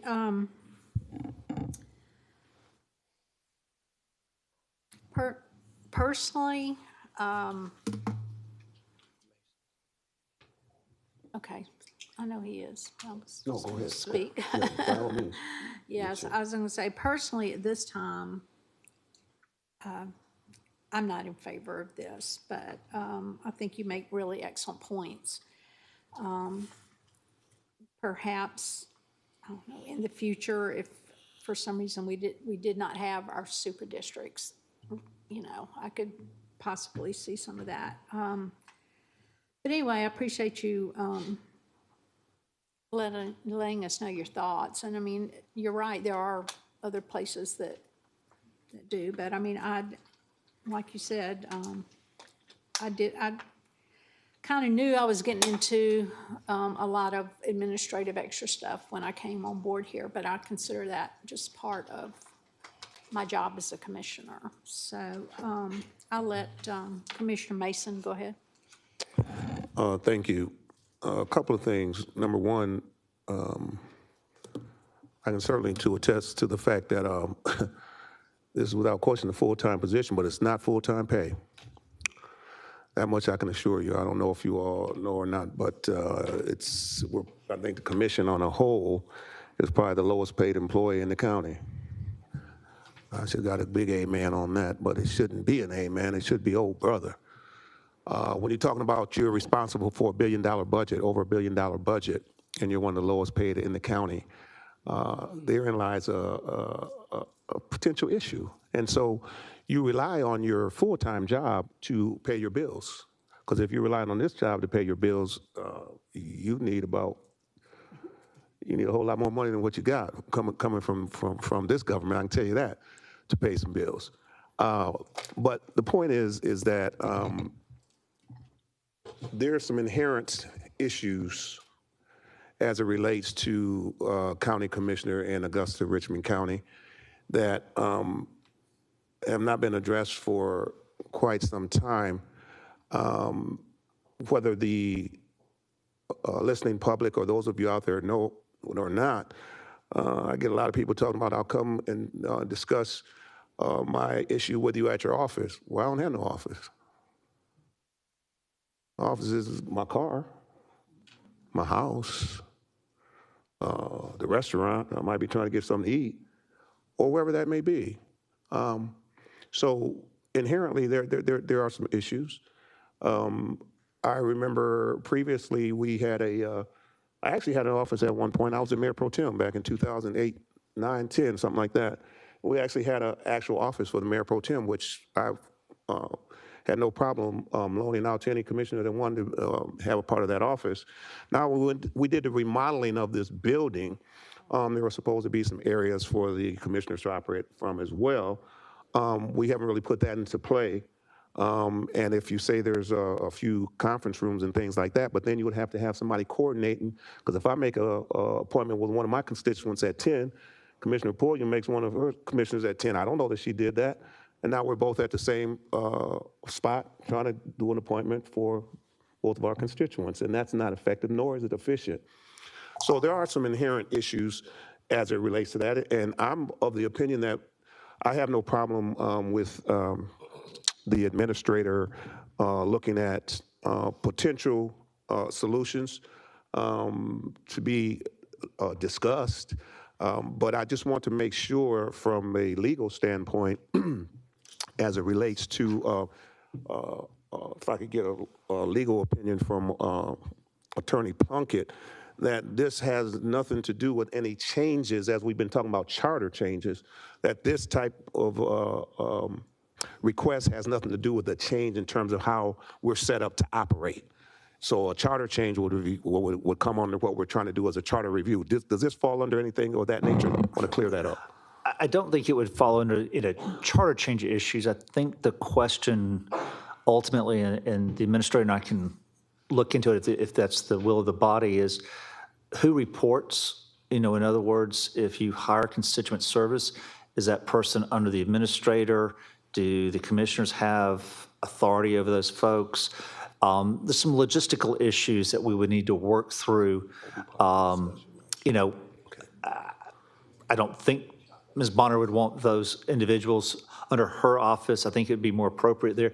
But I think the idea, we understand what the concern is Ms. Pulliam raised, and I think it just needs to be a little bit of brainstorming between legal and HR and the administrator about what the best way to, if y'all want to do it, at least this is a way to potentially, address that issue. And I think that would be part of the discussion if that is something that is passed and approved on.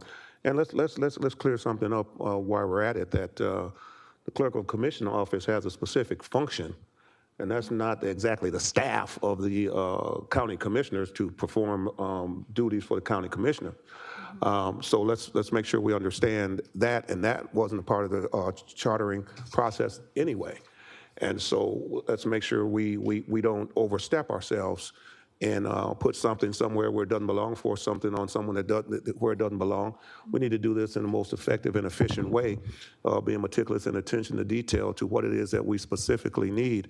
And I think that as we go through this process, if we're really looking to really compensate appropriately, while we're compensating everybody else, is compensate this commission on full-time pay so we can do a full-time job, put us in a full-time office. I ain't got no problem with coming down here 9 to 5, whatever the case may be, so I can do what I need to do. Well, I'm at home at 9 o'clock at night trying to enjoy the ball game. I'm taking a phone call because I will take the phone call, but I'd rather not take the phone call because, again, at the smallest amount that I'm getting paid, as an employee of, well, I'm an elected official, but I'm still getting paid by finance. You know, it's not a whole lot going on there. And I'm here to tell you, as a witness, I don't mind saying it can cause havoc in your household.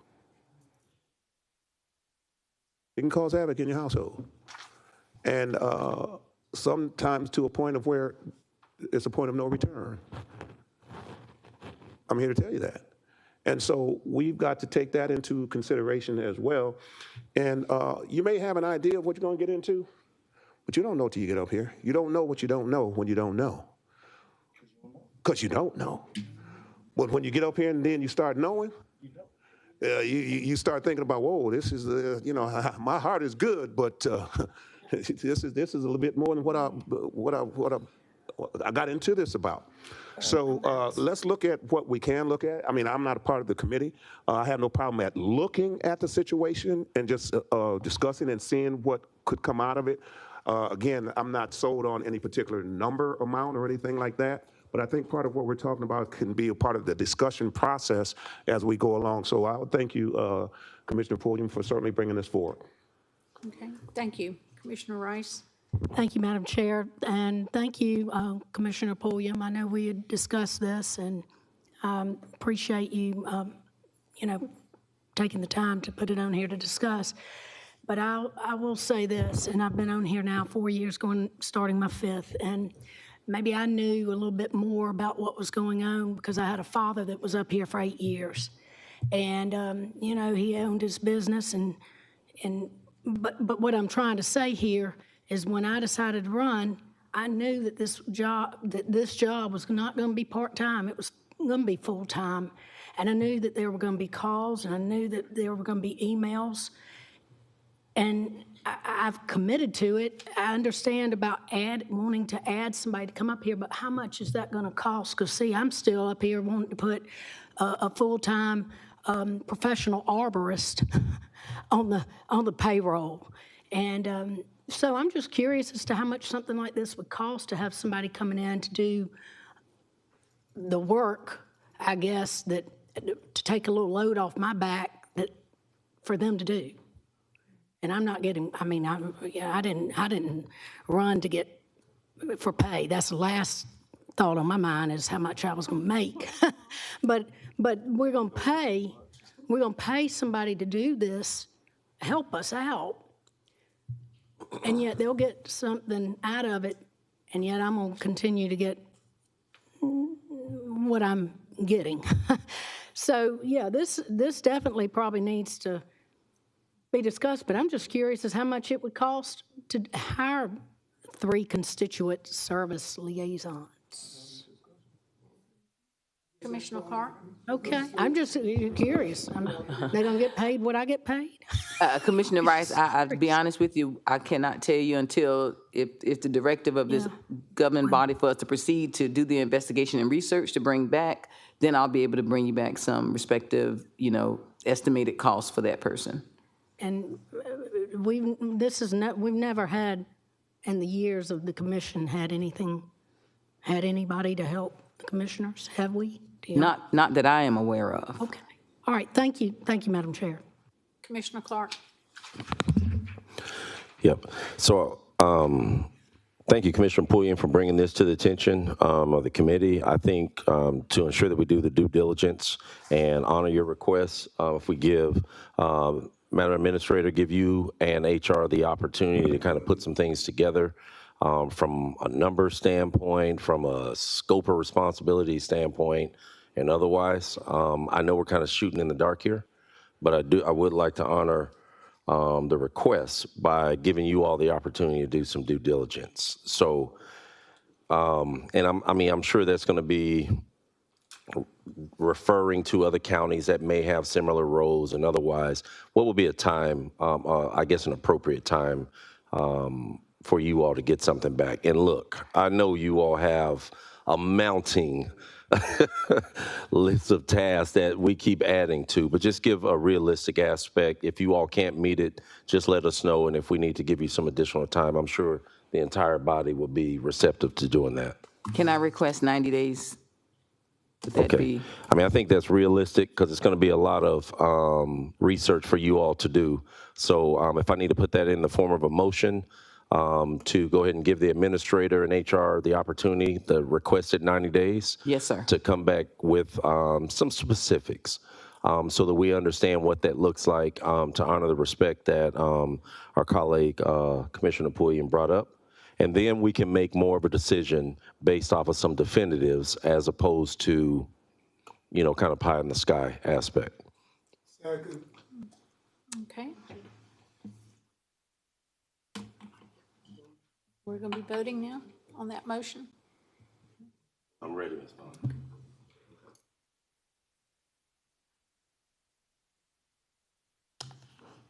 Affirmative, Ms. Bond is still not working. Okay, go ahead. That motion carries. Okay. Item number, sorry. 11. Item 11, have Administrator's Office provide information on a path forward for fixing, replacing light poles that are leaning and broken, as well as wires that are dangling in the middle of traffic, such as the ones on Holly Hill Road and Walton Way. Commissioner Pulliam? Thank you, Vice Chair Slindeck. I looked at my choice of words with dangling, but literally every time I drive down a street, I'm like, why is this wire dangling? And so I honestly wanted an update as well as, like I said, a path forward. What are we going to do? My worry, oftentimes, not just my worry, but my constituents, those poles that are leaning, and you're like, any moment it's going to snap, and I don't want to be the car that's under it when it snaps. So that's what I need.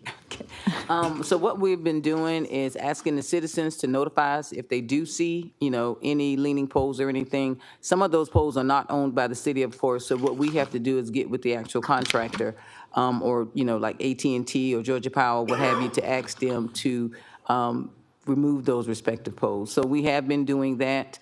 But the other thing is, we have been having static communication with all of our telecommunication agencies so that we can make sure they're aware of the respective areas.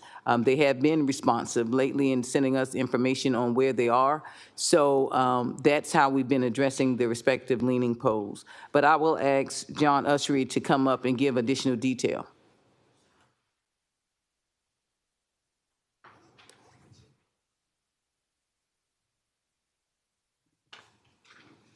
Good afternoon, Mr. Mayor, Commissioners. So, yes, ma'am, like the administrator said, the quickest way really is to just inform us of what you see. We do have people driving around. We do have areas separated out, especially after the hurricane, where we've noticed a lot of issues. And like the administrator said, most of these are not ours. Like I went out yesterday and I looked at the pole that you were talking about. That's a Georgia Power pole.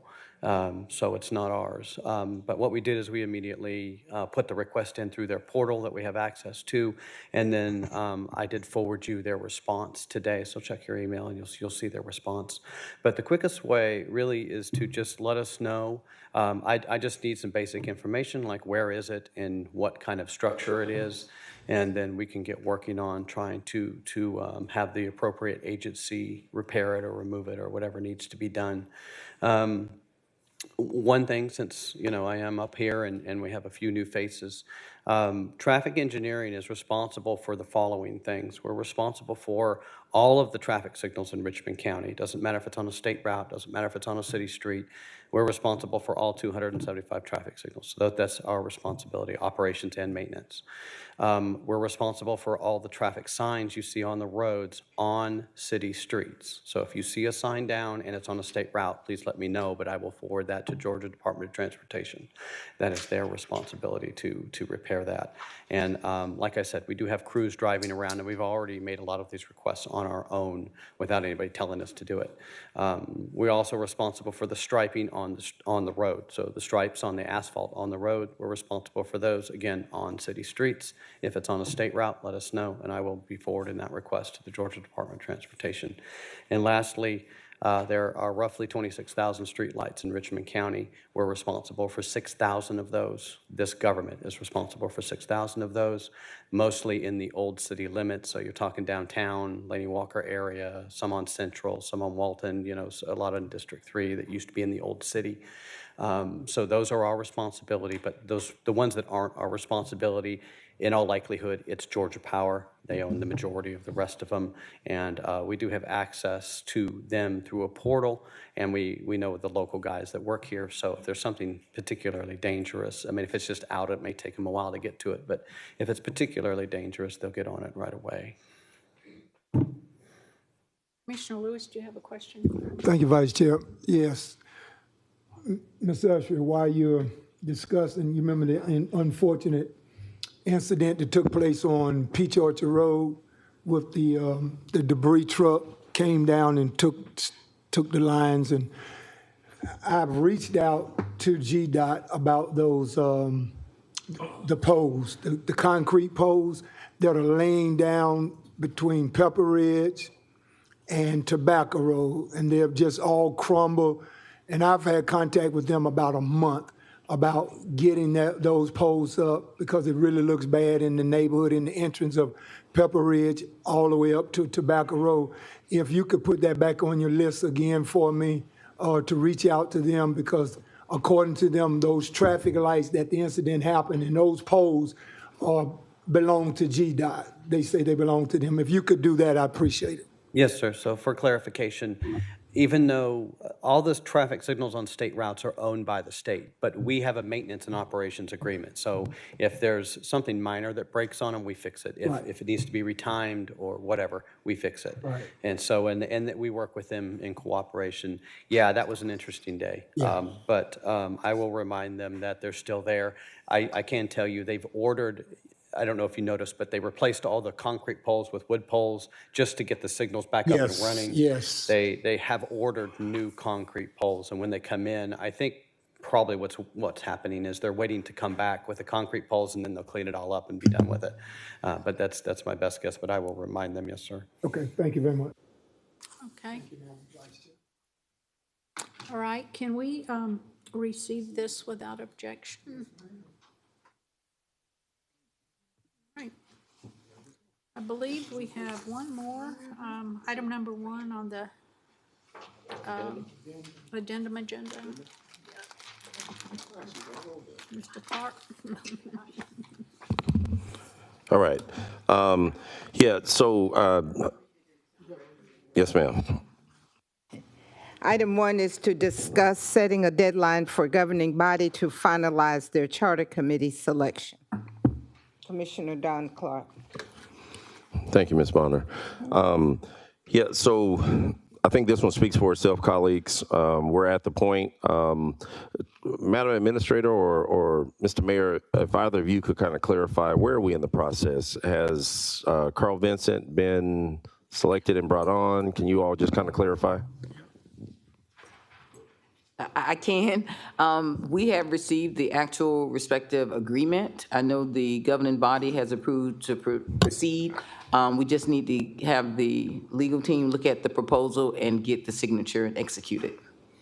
Okay, so next step obviously is for us to start assembling our citizen panel for the charter review, correct? Yes, sir. All right, so that's why I put this one on. We're getting to a point, and again, this is exciting for the entire community. This is going to be an opportunity for us to update a document that is nearing 30 years old. but is the most essential and important document for our entire government. So, colleagues, I'm asking that we go ahead and align ourselves to select your member for the Charter Review Committee, but I'd like to add some emphasis to this and add a date. Ms. Bonner, can you clarify the next commission meeting? Not next week. Next week is what? The meetings are held the first and third Tuesday of each month. Let me So look that at could my be the calendar. first meeting or the second. It's the first and third meeting. All right. So for some exactness, You want some exactness? Hold on just a moment. That will be Tuesday, February 4th, 2024, February 18th, 2025. okay.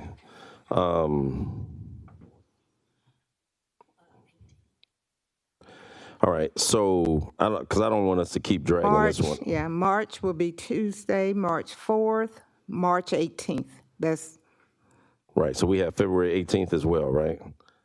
yes, they mirror each other, February and March. The Okay. 4th of February, the 4th of March, the 18th of February, and the 18th of March. All right. So what I'm asking is for us to be able to present our committee members. Does that have to go before committee or does it have to go before the full commission? Commission. Okay. All right. Colleagues, so I'm asking us to go ahead and agree upon a date for us to present our selections. I think most of us up here have already gotten to that stage in the process to where we have our people selected, but I think there are a few that may have some confusion about it, or some apprehension, not confusion. So we could say next commission meeting, which will be the 4th, but for those that have apprehension, if the 18th fits better. Anyway, So I'm looking for feedback, colleagues. 18th, I would suggest. 18th.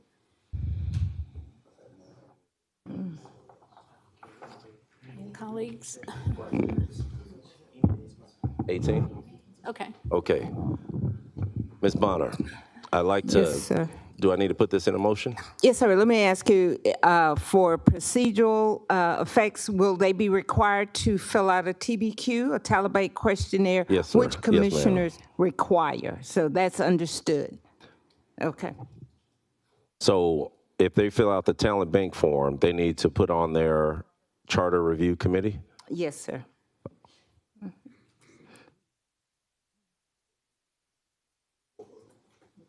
On there.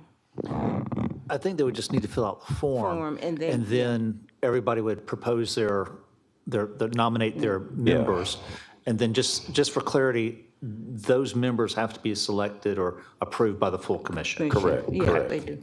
But I think the form, though, will it let you move forward? Once you submit your agenda item request with your selected nominee, Mm-hmm. they will be in the talent bank pool, and we can pull those out. So Right. we will select them by name. They will be in the TBQ bank. Yeah, I'm good with that piece. I think the one piece I just want to ask, and then we can move this one forward. I think it's too easy. Is will the system allow you to move forward without selecting or inserting a particular committee or commission or otherwise? No, they're going straight to it'll be a commission appointment, so it will not go through committee. Right. So I'm They will saying the always- talent bank form asks you to put said commission or whatever you're trying to do. This advise them to put commission. I mean, I'm not understanding. Once they submit the TBQ, Mm-hmm. they're in the bank. Once you submit your request to be placed on the agenda to have your nominee approved, Mm-hmm. we will then pull the TBQ from the bank to attach it to the agenda item. Okay. So, colleagues, just for clarity, make sure that your appointees, when they do the talent bank form, if it does allow you or makes you submit charter review or whatever particular commission, just make sure they do that. Because the system may not allow you to submit it without putting something in there. That's all I'm saying. Sir, no, I'm sorry. No, I'm good. Okay. We're good? Yes, ma'am. Okay. So I'd like to put that in the motion. Can I get a second? For the date being set for February 18th for all colleagues and the mayor to present their selectee. Okay. Commissioner Rice, did you have something? Yes, I got a quick question. Thank you, Madam Chair. When we do decide who we appoint, want to put on here, question might be, how long will they be on this committee? I mean, you know, there might be some questions to it. Should I say a year, year and a half? How often do they meet? Okay, up to 18 months? And then, okay, all right, thank you. Mayor Johnson? Thank you, Madam Chair. This question is for Attorney Plunkett. Would it be, I guess, appropriate to have this committee, once they're assembled, to be sworn in? Is there any formalness of it? Do you just name them, or are you tasking them with taking on a duty, or? If I recall, the proposal from the Vincent Institute is that there is a initial meeting, Okay. but there's no swearing in. It's swearing not in, like okay. it's not like a special called grand jury or something like that. All right, thank you, Attorney Plunkett. Thank you, Madam Chair. Okay. Commissioner Clark? All right, so community members, we don't have administrative personnel, so feel free to call your commissioners at will to get assigned to the charter review. Again, this is by far the most important action we'll be taking for our city as a whole. So we've got a motion and a second, is that correct? Yes, we did. Are we voting now, ma'am? I'm in the affirmative. Thank you. We got to get that button. That motion carries. Okay, there being no more business.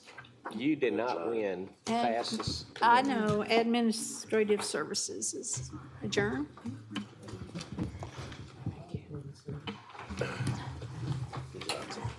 Madam Clerk, I would like to call public safety to order, please. Do we have any addition or deletion? No, ma'am. We'll go with number 1. Item number 1 is Ms. Nikki Harper regarding inhumane treatment of inmates and conditions at the Charles B. Webster Detention Center. Ms. Harper?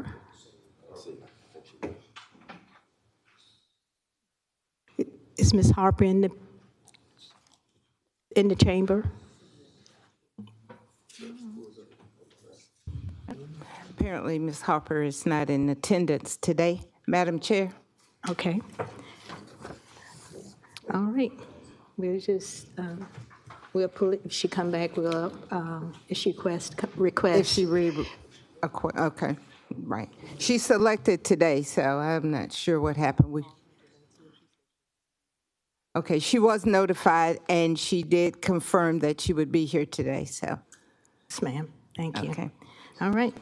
I think that's it, but I do want to recognize our new Colonel Bo Johnson. Thank you for being here, and he was going to be here. Would you like to just say something, or? Sure. Come to the podium, please, and state your name, yes. Check. I'm sorry. I'm Bo Johnson. I'm the colonel for Sheriff Brantley, and I'm here on behalf of Sheriff Brantley to represent him. Just to bring this to your attention, just remember Sheriff Brantley inherited a pretty rough situation out there at the detention center, but I assure you he is tirelessly working at improving the conditions out there. He's entered into contracts as far as trying to improve the food, improve the living conditions. From day one, he's been out there almost every single day since we took office back in January the 1st. He's out there. He's even had, he's got an office out there now where he's out there at least 2 days to address any issues that any of the inmates may possibly have. I personally have been with him inside the pods as he spoke to them, face to face, and listened to their concerns, and he addressed them, and he's doing the best he can to make sure he rectifies any problems that we have out there at the detention center. Remember, a lot of these have been a long time coming, and there's been a lot of neglect, but I promise you he's out there working hard every single day to improve those conditions for everyone. The sheriff, as a matter of fact, just this past weekend, myself, the sheriff, Chief Deputy Sams, We were out at the detention center at 2 and 3 o'clock this morning, Saturday morning, just to address some situations that we had out there. The sheriff's dedicated to improving all the conditions there and the conditions throughout the county, and make sure that he's serving everyone, to include the inmates as well. So we're as concerned about their safety and their welfare just like we are the rest of the citizens of Richmond County. So, thank you. Thank you, Colonel.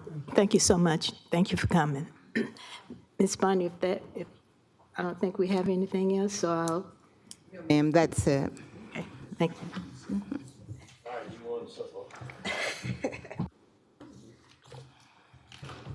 I'd like to call Finance Committee to order.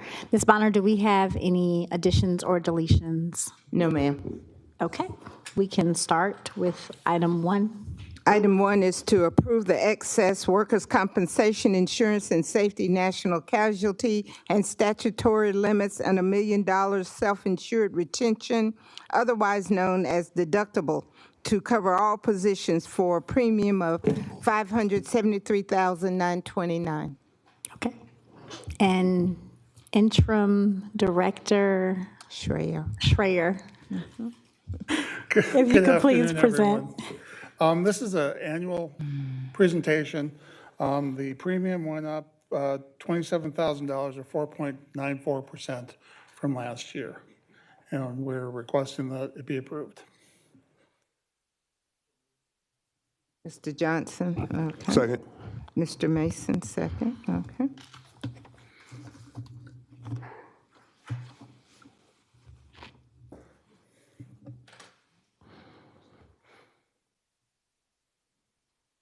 Still fold out? Are you voting? Oh, okay.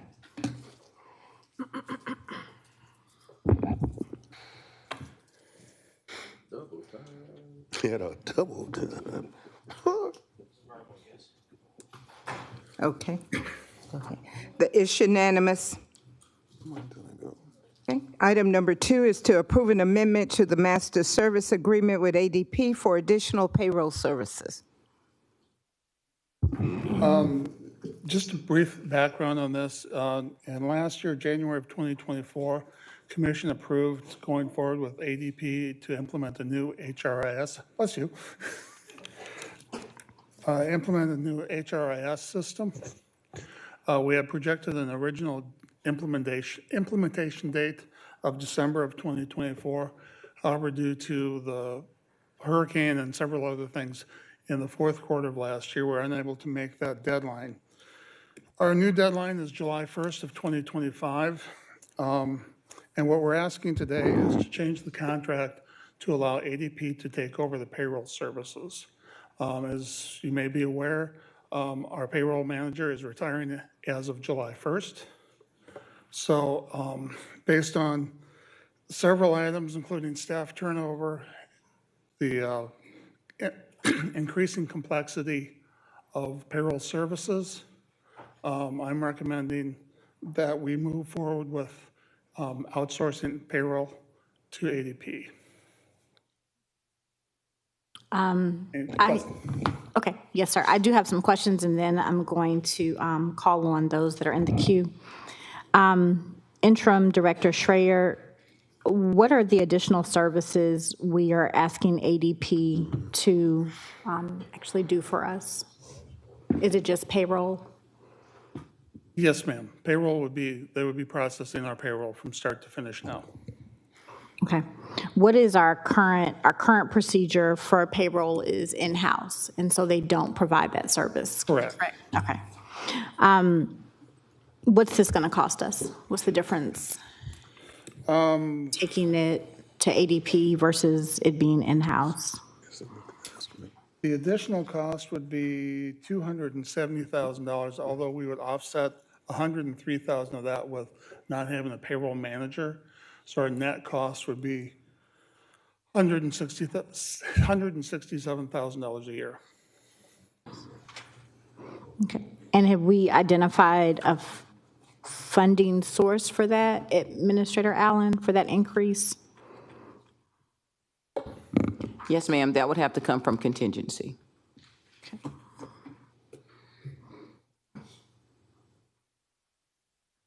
All right. And so my last question is the likelihood of us finding someone that has done payroll services before to take that person's place.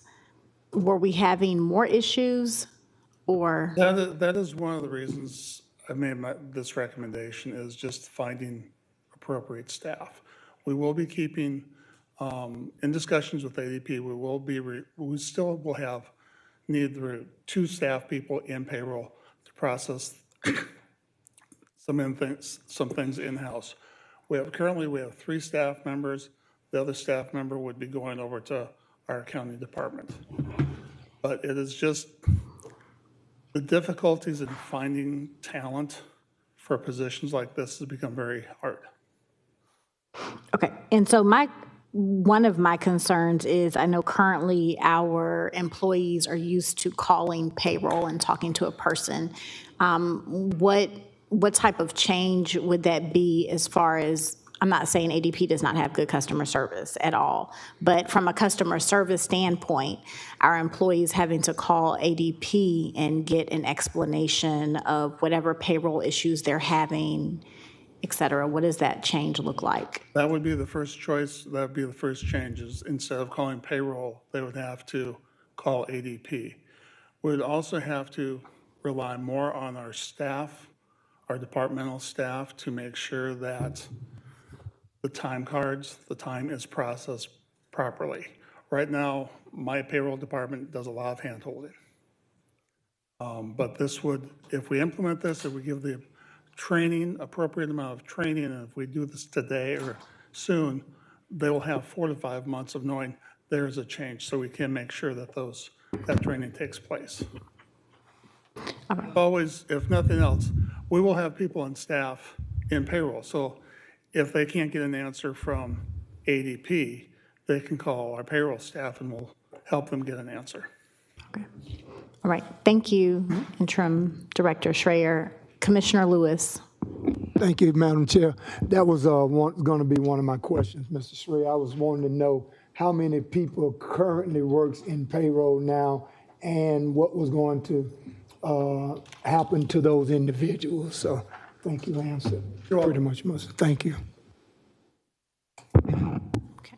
If I could get someone to make a motion. So moved. Second. Okay. Motion and a second, we're voting.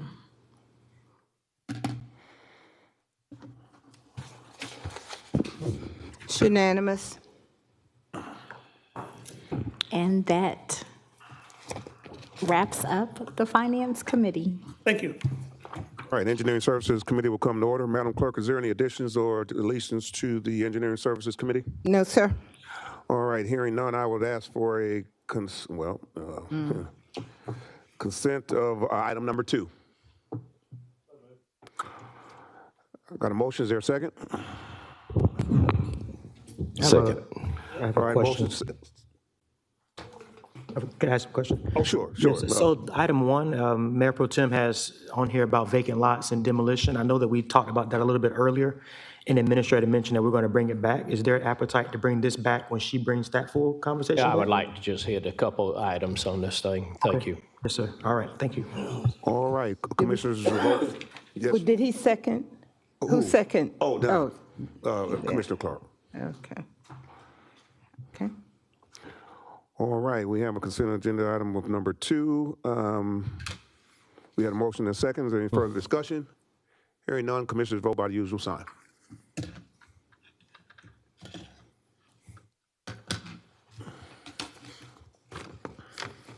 It's unanimous.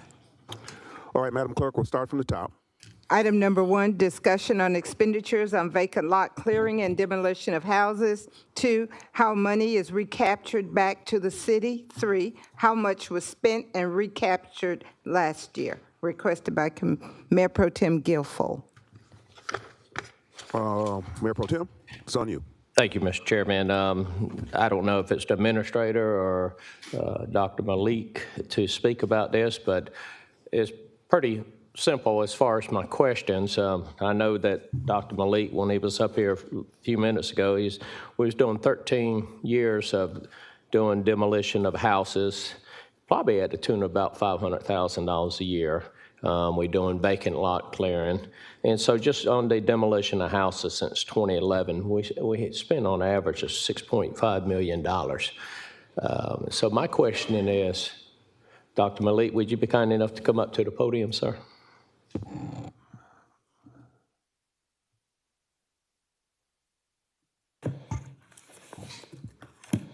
Yes, sir. Dr. Malik, who determines what houses to be demolished or demoed? So the process is initiated at the Planning and Development Department. Is a code enforcement, I believe, determine the house in a bad condition, and if it's not, in compliance, something. So they carry through the legal process to the code and all. And when the judge issued the orders, but basically, when it is clear to be demolished, then engineering, environmental services get their work requests. Okay. And from there, we do the bid, and then we just.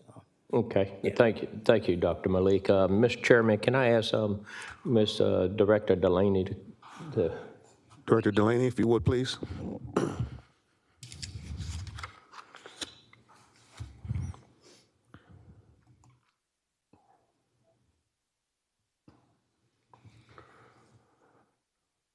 You can continue on, Mayor Pro Tem. Thank you, Mr. Chairman. Director Delaney, so apparently that it comes out of code enforcement, what houses to be demolished by people that's breaking the ordinance, not doing the upkeep, et cetera. Is that correct? That's where it initiates. We take it to the court. The court, only the judge in the court system can put that declaration out there for demolition, sir. Okay. And so it's a court-ordered demolition. Okay. What is the process where the homeowner comes into play? Because if we're going to be spending, we spend on average of anywhere from $8,700 to $10,009, well, say $11,000 to demo a house, per house. We did in 24, we did 69 demo of houses at a tune of $605,000. 23, we did 440,000, and in 2022, we did 472,000. So how do we regain or recapture our money that we invested in the demolition of these houses? So once Environmental Services completes the demolition, they forward the paperwork to Planning and Development, and I sign the demolition lien, which then goes to legal and it gets recorded. As a director, I don't have the ability to waive or cancel any demolition fees. So I'm not canceling and I'm not waiving anything, okay? What we do, and the only time I close out a demolition lien is when they pay it. Okay. So I'm only responsible for the payment by the property owner or the entity that decides they want to pay on behalf of a family member or things of that nature. So in 2024, we collected about $36,276 in demolition lien recovery. So basically 4 houses. I didn't bring the list of houses, but I can tell you the dollar amounts. Right. And then they with about that, $8,800. And then we sign and request the release because they've met their obligation. In 2023, we had about $47,251 that we collected. For the most part, it would appear, and in my opinion, that the demolition liens are not motivating people to pay for the services already rendered. And so we've been spending on the last 13 years, $6.5 million and recouped in the past 2 years less than $75,000 between 23 and 24. What aggressive ways, I guess this fall under attorney, does the houses go to the land bank if the property owner does not pay? Can you kind of give me an idea After you put the lien on it, what's the process from that moment on? Because a lot of us don't have a clue behind the dais. So, in regards to the satisfaction of the lien, that's where my role ends. If they never pay it, or if they don't pay it, then it is attached to the bill from the tax assessor's office. So, so there's a notification that there's an outstanding demolition lien because it's recorded and things of that nature. But outside of that, I don't know any methods of collection that are being pursued. I know as a department, we didn't expend the funds. We didn't do the demolition. We're just the venue in which we recorded because we opened the case, took it to court and things of that nature. So it becomes part of the title search. Okay. So if the property owner does not pay, it gets sold on the courthouse steps. If they ain't paying the reimbursement for the demolition, apparently they not paying for the taxes, property taxes. I can't attest to what the tax situation is. I don't know what the taxes portion of that would be. I don't want to get out in that. Okay. All right. Let me try to figure this out. Once it leaves your department, where does it go? It gets recorded at the courthouse, and they record it so it becomes part of the title search. So if they wanted to transfer the property, a person should do a title search, and it becomes part of that title search when you want to purchase that property. If, say, for instance, it's a legacy property or heir property, they tend to just let it sit there, meaning the property's not changing hands, so nobody's doing anything to rectify the situation with regards to the lien. Thank you, Mr. Delaney. Mr. Chairman, can I ask the attorney a question? Yes, sir. Thank you. Attorney Plunkett, what tools do we have to try to figure out how to recapture the monetary money that we spend at the tune of $600,000 last year on demolition of houses, and we only recouped, $32,000, $34,000? You know, but we talking about using the garbage to continue doing the demolition of houses, but we got to be able to recapture some money somehow. You know, Mr. Guilfoyle, to a large, I shouldn't say a large extent, but anecdotally, one of the things we understand about demolitions is that oftentimes the cost to the property owner is greater to demo the property than for the county to do it. And so a lot of people just kind of by neglect wait for the county to take the demo. Typically, where we're getting, it's kind of an indirect recapture is that if somebody was interested in the property, oftentimes the tax commissioner will, sell the property for taxes. The demo lien is involved there. I believe this body on occasion does, waive those demo liens by the interest of someone building something that is, going to generate taxes. I have not looked into the issue. My law partner, John Manton, does a bit more of the tax abatement issues. We could look to see whether or not we can actually pursue a collection against the property owner for that lien by virtue of the judgment, but what we have seen is that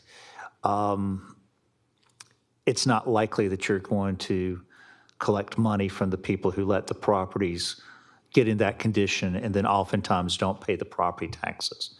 So you're pursuing bad. Now, that doesn't mean, and I'll be more than happy to see what, over the last several months, what type of liens we've looked at, and is there a separate way to go through civil collections to see if there's a way to collect money, but more often than not, the folks who own the properties are not going to have sufficient funds to pay it. Thank you, Attorney. Mr. Chairman, thank you. That was the questions I had, and it just generates more questions, which I'll save for a later time. Thank you, both the directors. Thank you. Commissioner Johnson. Thank you, Mr. Chair. On June 15th, 21, we passed the blight ordinance. We actually had it signed, and that ordinance called for there to be an inspection. It listed out how properties are reported, the inspection process, but then it also applied it applied 7.0 to the millage rate of that property owner's like property value, if I'm not mistaken. So what mechanisms in that ordinance would apply for like enforcement to recoup those dollars? And I'll ask this while we're talking about it, do we need to revisit that ordinance? Because, you know, we're talking about like a lot of properties that's in residential neighborhoods. I know I have plenty of them. I call them in all the time. But what about these commercial properties along Broad Street? The Church's Chicken on Laney Walker. You have Crest and JCPenney and all these buildings that are just sitting dilapidated across our community. That's, you know, nothing's being done with them. I mean, these are 30, 40-year-old properties I have never seen these properties up to par, ever.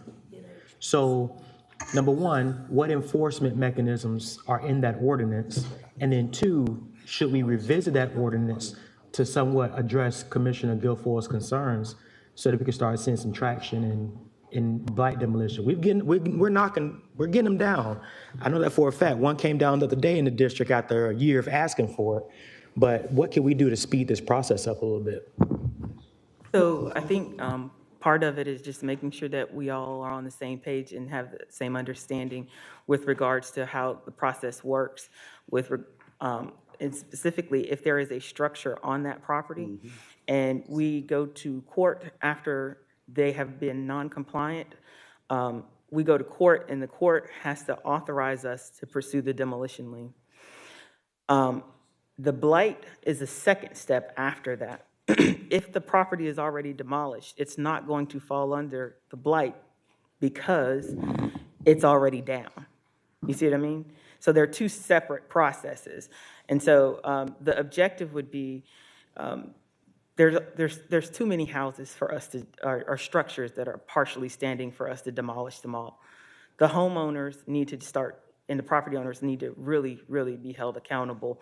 The blight ordinance, in my estimation, would not be the vehicle in which you would get that teeth.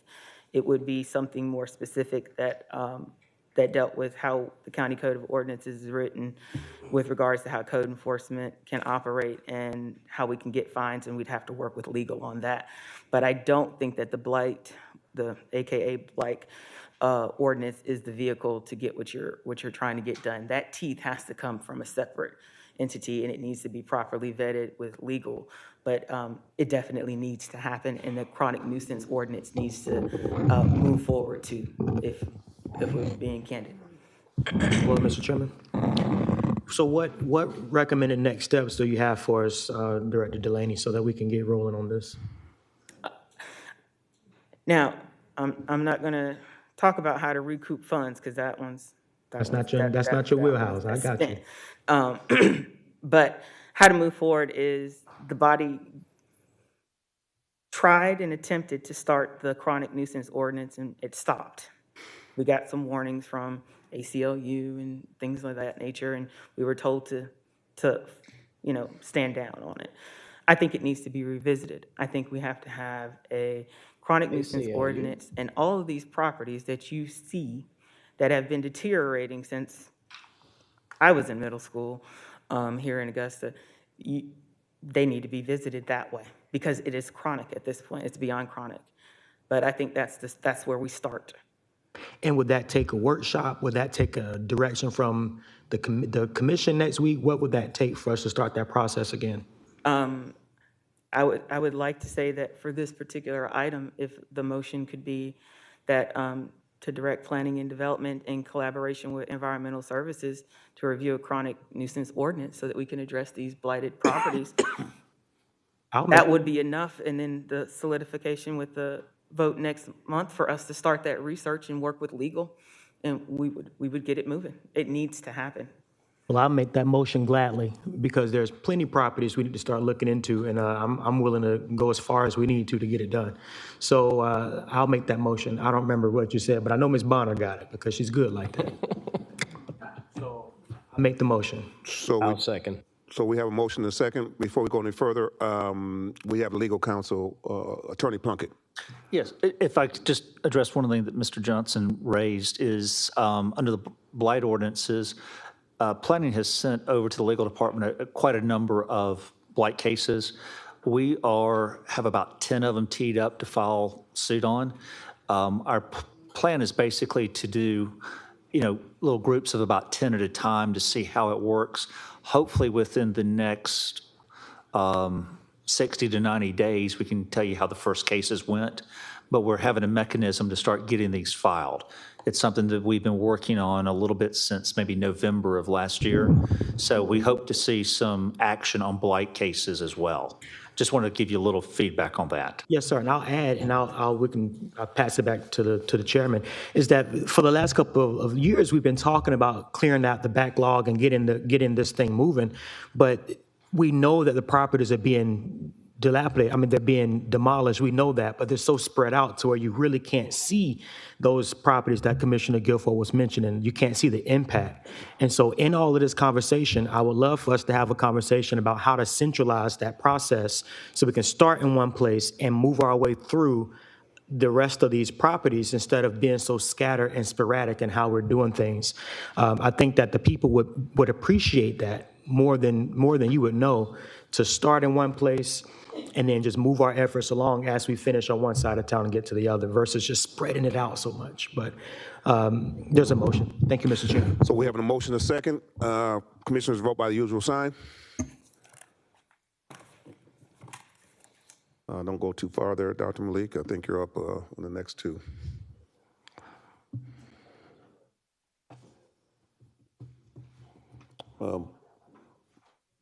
Commissioner? I thought I voted. I'm sorry.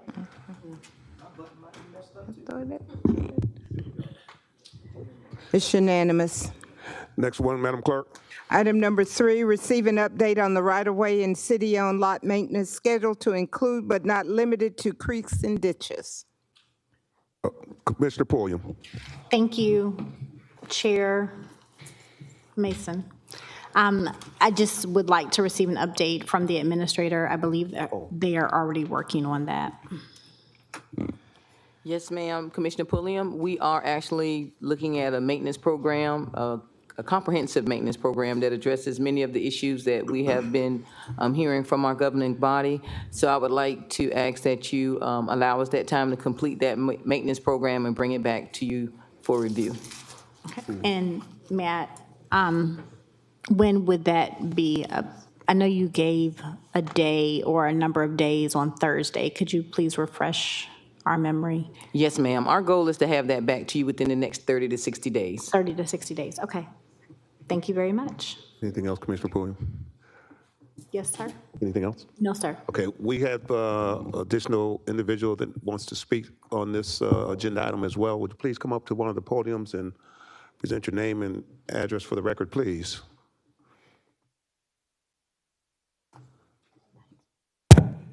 Marcy Wilhelmy, 2928 Bransford Road, Augusta, Forest Hills. And this is Mr. Tony Prestfilippo. Give him your address. 601 Canterbury Drive. In Waverly. Augusta, Waverly. My old neighborhood.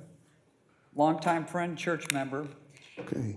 He has just sent to Wayne and Tina pictures of what happened in Waverly during the hurricane. And the reason we brought this to you, Malik, I'm glad you're still here, Dr. Malik. Not your fault, though. I'm going to defend you on this one.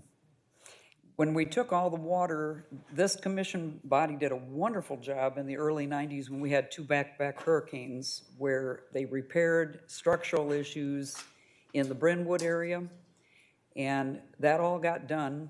Beautiful. Problem is, and this goes back to you guys again about the regular maintenance, it never occurred. And so this is part of something we have to work into the new schedules. This is not Dr. Malik's issue, but I believe it's probably going to land up back on his plate. Extensive flooding. They've had 4 and 5 floods since the repairs have been made. And Tony and Marcy called to ask me, can we trust our government? Our house has been destroyed for the 5th time. And Tony, you go ahead and chime in and just tell them the question is, they would like to have some reassurance from our government that we are actually going to take care of it and get it on a regular maintenance schedule. Otherwise, time to sell and let some person take care of it. And the maintenance schedule is important, the scheduled maintenance, to have it routinely, monthly, quarterly, some period of time. You got to clean the debris. Debris piles right up against the bridges. The bridge immediately turns into a dam. And within 30 minutes, the water's up over the bridge and into the street, and then down under the crawl spaces and into people's houses. Us and down below us on Chelsea, you guys have known those areas. Now, Helene just exasperated it. We've got dozens of trees. Well, I should speak for the area that I live right there above Ramsgate Road. There's at least three trees between Ramsgate Road and Wheeler Road that are big, huge trees, just all types of, that are still there, all types of blockages there. Water was literally coming down Canterbury Drive, which I've never seen water coming down off Canterbury. Canterbury's got a big hill there. It comes down to Ramsgate. Usually the water jumps over the Ramsgate Bridge and on down to us and to Chelsea.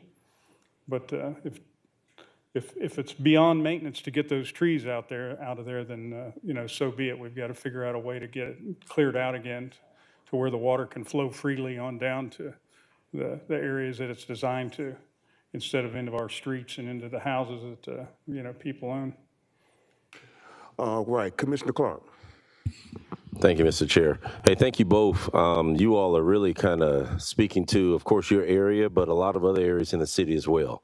So I thank you all for standing here as advocates to make sure that this plan that I know Madam Administrator and the team are going to put together really addresses your concerns, but also, other concerns across the city, because what we want and need is, get some answers and some clarity, but more importantly, having a vital plan to sustain us. So can I add to just piggyback on that same issue? And Tamika, I know if anybody's going to get it done, it's going to be you. And I'll be happy to help if you need help. So the other question and issue, I'm our neighborhood president, for lack of a better word, for 1,200 homes. We're having great difficulty getting any sort of feedback or response or follow-through with 311. I know that has been brought up before, but it is still an issue. So perhaps somebody can help me out with how do we get information on when the building materials that have been destroyed and are lying on the rights-of-way? The two things that we're constantly getting questions on are, and I'm trying to run interference for our wonderful commissioner, Ms. Rice over here. Okay. But we need to understand, who do we contact and how do we schedule existing pickups for building material that got flushed down the street into the storm sewers that we plucked out, trying to help lighten that load. And the second thing is, where are we with collection of cable wires? I understand we have a war going on between Comcast and Nology and AT&T, and so. So, Mayor Johnson, Mayor Johnson, you're in the chute there? Yeah, Ms. Wilhelmy, welcome, and thank you for being here. Thank you. You brought up a lot of interesting questions that we talk about almost daily. Construction debris removal is coming. Our priority right now is to get all of the right-of-way debris and get our residents who've never received the first pickup, getting them done. In our call this morning, I don't want to hold them to it, but one of our contractors said perhaps by March 1st, we'd be done with all of the right-of-way debris.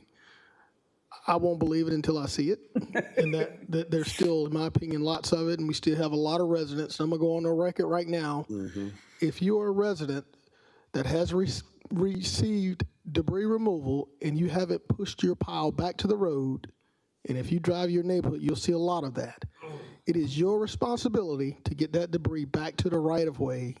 Otherwise, it will not get collected. Mm-hmm. This is very important because there's a lot of big piles that are in people's yards, and they don't have the ability to move those big trees. You're going to have to hire a contractor or somebody to get that debris back to the right-of-way. Otherwise, we can't pick it up because the debris haulers cannot go onto your private property.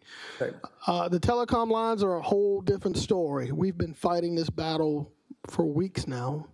I just looked at a spreadsheet that AT&T sent, and about 90% of the lines that's out, they said they're not theirs. They're blaming it on others. So right now we're caught in I don't want to say a contest of who, it's not mine, but we're working on a solution with our legal department to fix that. I assure you that we're going through this process. All construction debris will be removed. And I'm going to go on the record and say it's going to be challenging to get our creeks cleaned because accessibility to them. I used to live in Brentwood, and I know where you're talking, the two bridges. Yep. Can you imagine getting through private property, down those creeks to get those trees removed? But Dr. Malik, Series, they've committed to us that we're going to come up with a plan to get it done. And it's just not that creek. That creek's all over the county. Mm-hmm. All right? Very good.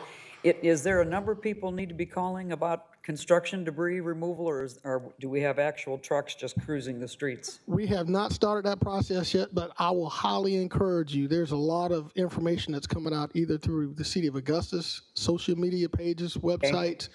It's coming out through the mayor's page. It's coming out through our EMA page, the fire department. So there's literally a lot of information that's out there. I'm going to go on the record and say 311, in my opinion, they've done a phenomenal job in the amount of call volume that they received on a daily basis. So perhaps if you have specifics. Yeah, I can tell you that on behalf of the neighborhood, I would call and I'd request a call, probably unrealistic under the circumstances, but usually people call back. And you call back a week later to speak with someone who's working on the ticket and they can't find the ticket. I can't speak to that specifically, but I mean there's 5 or 6 instances. I would have to go back and look through cell phone records, but I personally experienced what other people are upset about. I will defend them in that if you have called them regarding debris in creeks, that's a challenge because we really haven't got to that point to address that. We're still working in cemeteries. Mm-hmm. Right of way, and perhaps they just haven't been able to find an answer. But I assure you, we're working on it. I know you are. All right. Commissioner Guilfoyle. Thank you, Mr. Chairman. Thank y'all for coming before us, and y'all did good. Y'all stayed awake the whole time. Thank you. But this question for Dr. Malik. Dr. Malik, you heard some of the questions as far as construction debris. That'd be something that the solid waste would be picking up. Is that correct? That's part of the Helene removal. That's going to be the last leg of debris removal, C&D. Okay, and as far as in the creeks, detention ponds, do you have a plan in place or getting a direction of when we're going to start seeing some activity? Yes, sir. So the creeks fall under another federal agency, which is the NRCS, USDA. So engineering is working directly with them. They were out twice. We identified the hot spots. They're referring to the Rage Creek. But we completed the complete assessment of all the creeks on Friday. So we're reviewing the report, which is going to be submitted to the NRCS in the next few days. They have to create the project similar to the FEMA does, and then that project, they have to move it up to chain of command to get it approved and funding, and then Series has in their contract waterway cleanup unit cost. That's the cost we submitted to NRCS. So we're waiting on NRCS to give us a green light because we want to get reimbursed for the work. Okay, and our stormwater program, is that come into play any which way? Only stormwater programs are helping to get the assessment completed because NRCS will not pay for the assessment. Thank you, Dr. Malik. Thank y'all for coming. Can I ask one more question to Dr. Malik? Is there any prohibition against citizens taking care of their individual parcels in those creeks, getting things out? And similarly, any prohibition to citizens taking dump trucks around and picking up those wires and delivering them to the solid waste facility? We got a tournament coming up in 9 weeks, and it's going to be kind of hard to... I realize government's working just as fast as they can, but we've got able hands out here. Mayor Johnson. Mr. Wilhelmy, I've asked the same question. By law, we can't touch the wires. By law, we can't touch them. Oh, boy. How about a citizen revolt where we start having them flood the providers with calls saying, when are you That may coming to work. get?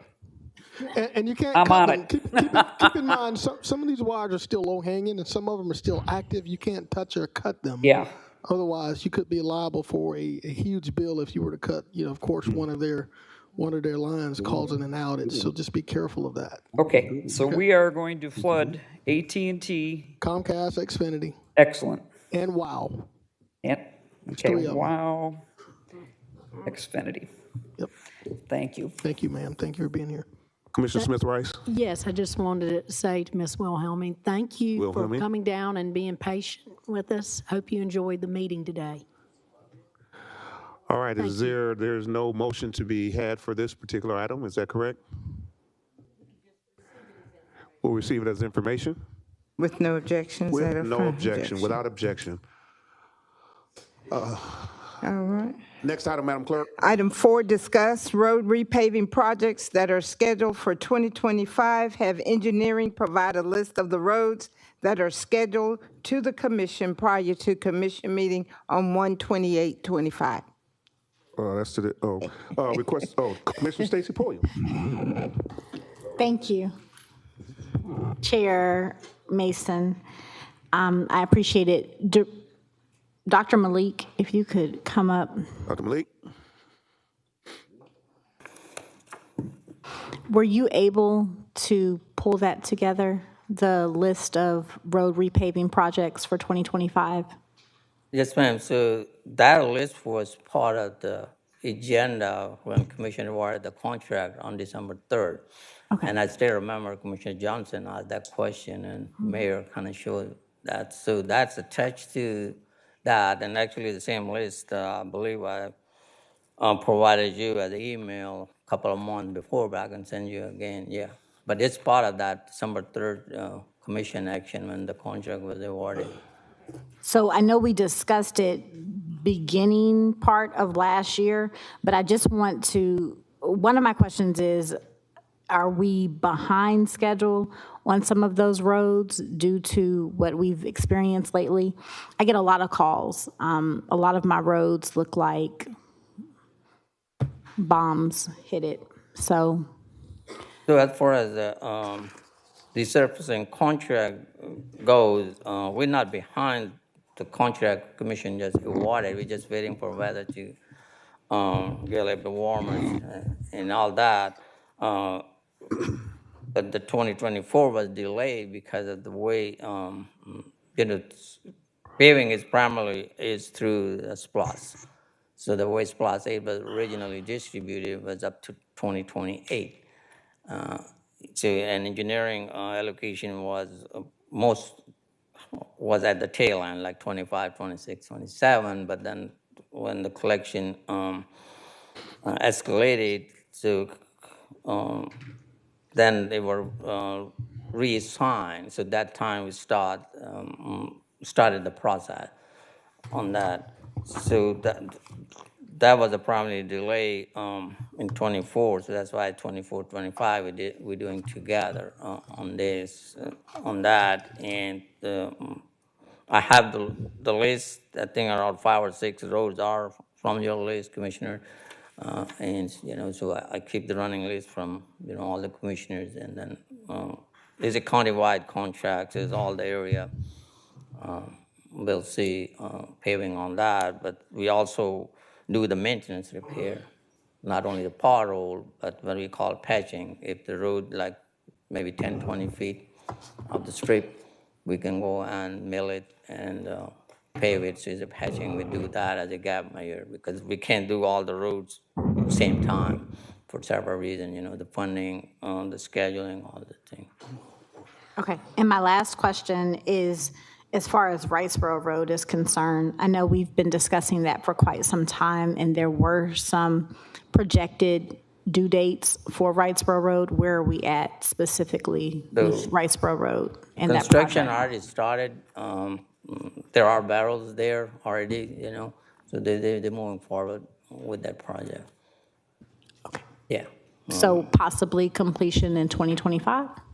No, ma'am, it's normally take 18 months to 24 months. It's gonna be 26. Okay, so 2026. Yeah. Okay, thank you, Dr. Malik. Yeah, that's one of the project, we're gonna try solar lighting at the streets, so. Commissioner Smith Rice? Thank you, Mr. Chairman. Dr. Malik knows I've been asking about Wrightsboro Road since 2021. So it will get done. I know you'll get it done, but I've got another concern. I've got to ask you this.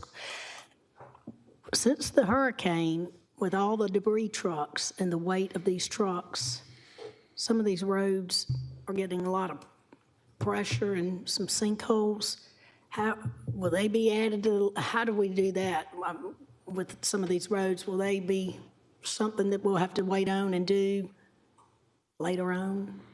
I mean, with the pressure of trucks and the wear on the roads, for instance, Bransford Road, Lake Forest, the brick roads, what do we do about that? I mean, as far as replacing brick?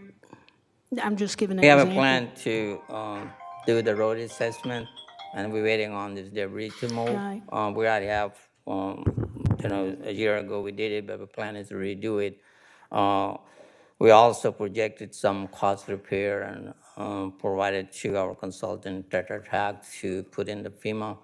But there are damages that the dip around the Walden Way that over the weekend, actually, the pipe separated because of this, debris and heavy load. Yeah, but so once when the roads are clear, yes, we're gonna be out there looking at that. But also we have in plan to do the complete assessment of the roads. Thank you. Commissioner Guilfoyle, Mayor Pro Tem. Mr. Chairman, simple, just a little question.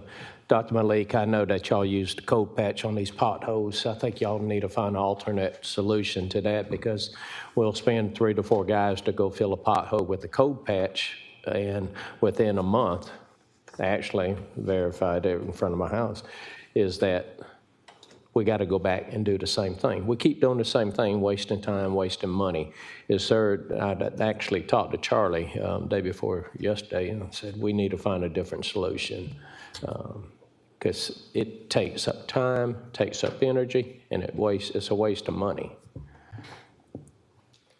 Yes, sir. We can look at that. It's probably, it's resurfacing. There's a temporary gap. We have to probably go through the patching to do, get it restored. Right, but that's like on Barton Chapel Road between Gordon Highway and Wrightsboro Road. We keep patching it, but it keeps coming out. And I keep calling, and it's a waste of energy and time, to be truthful. If we could just find a solution to get it done once, fix it right the first time as far as the patch. That way we don't have to keep calling and aggravating, or we being called from the citizens. Is that it? All right. Say that we receive this as information without objection. Next item, Madam Clerk. Sir? Next item? That's it? With no further business to come before the Engineering Service Committee, we are stand adjourned.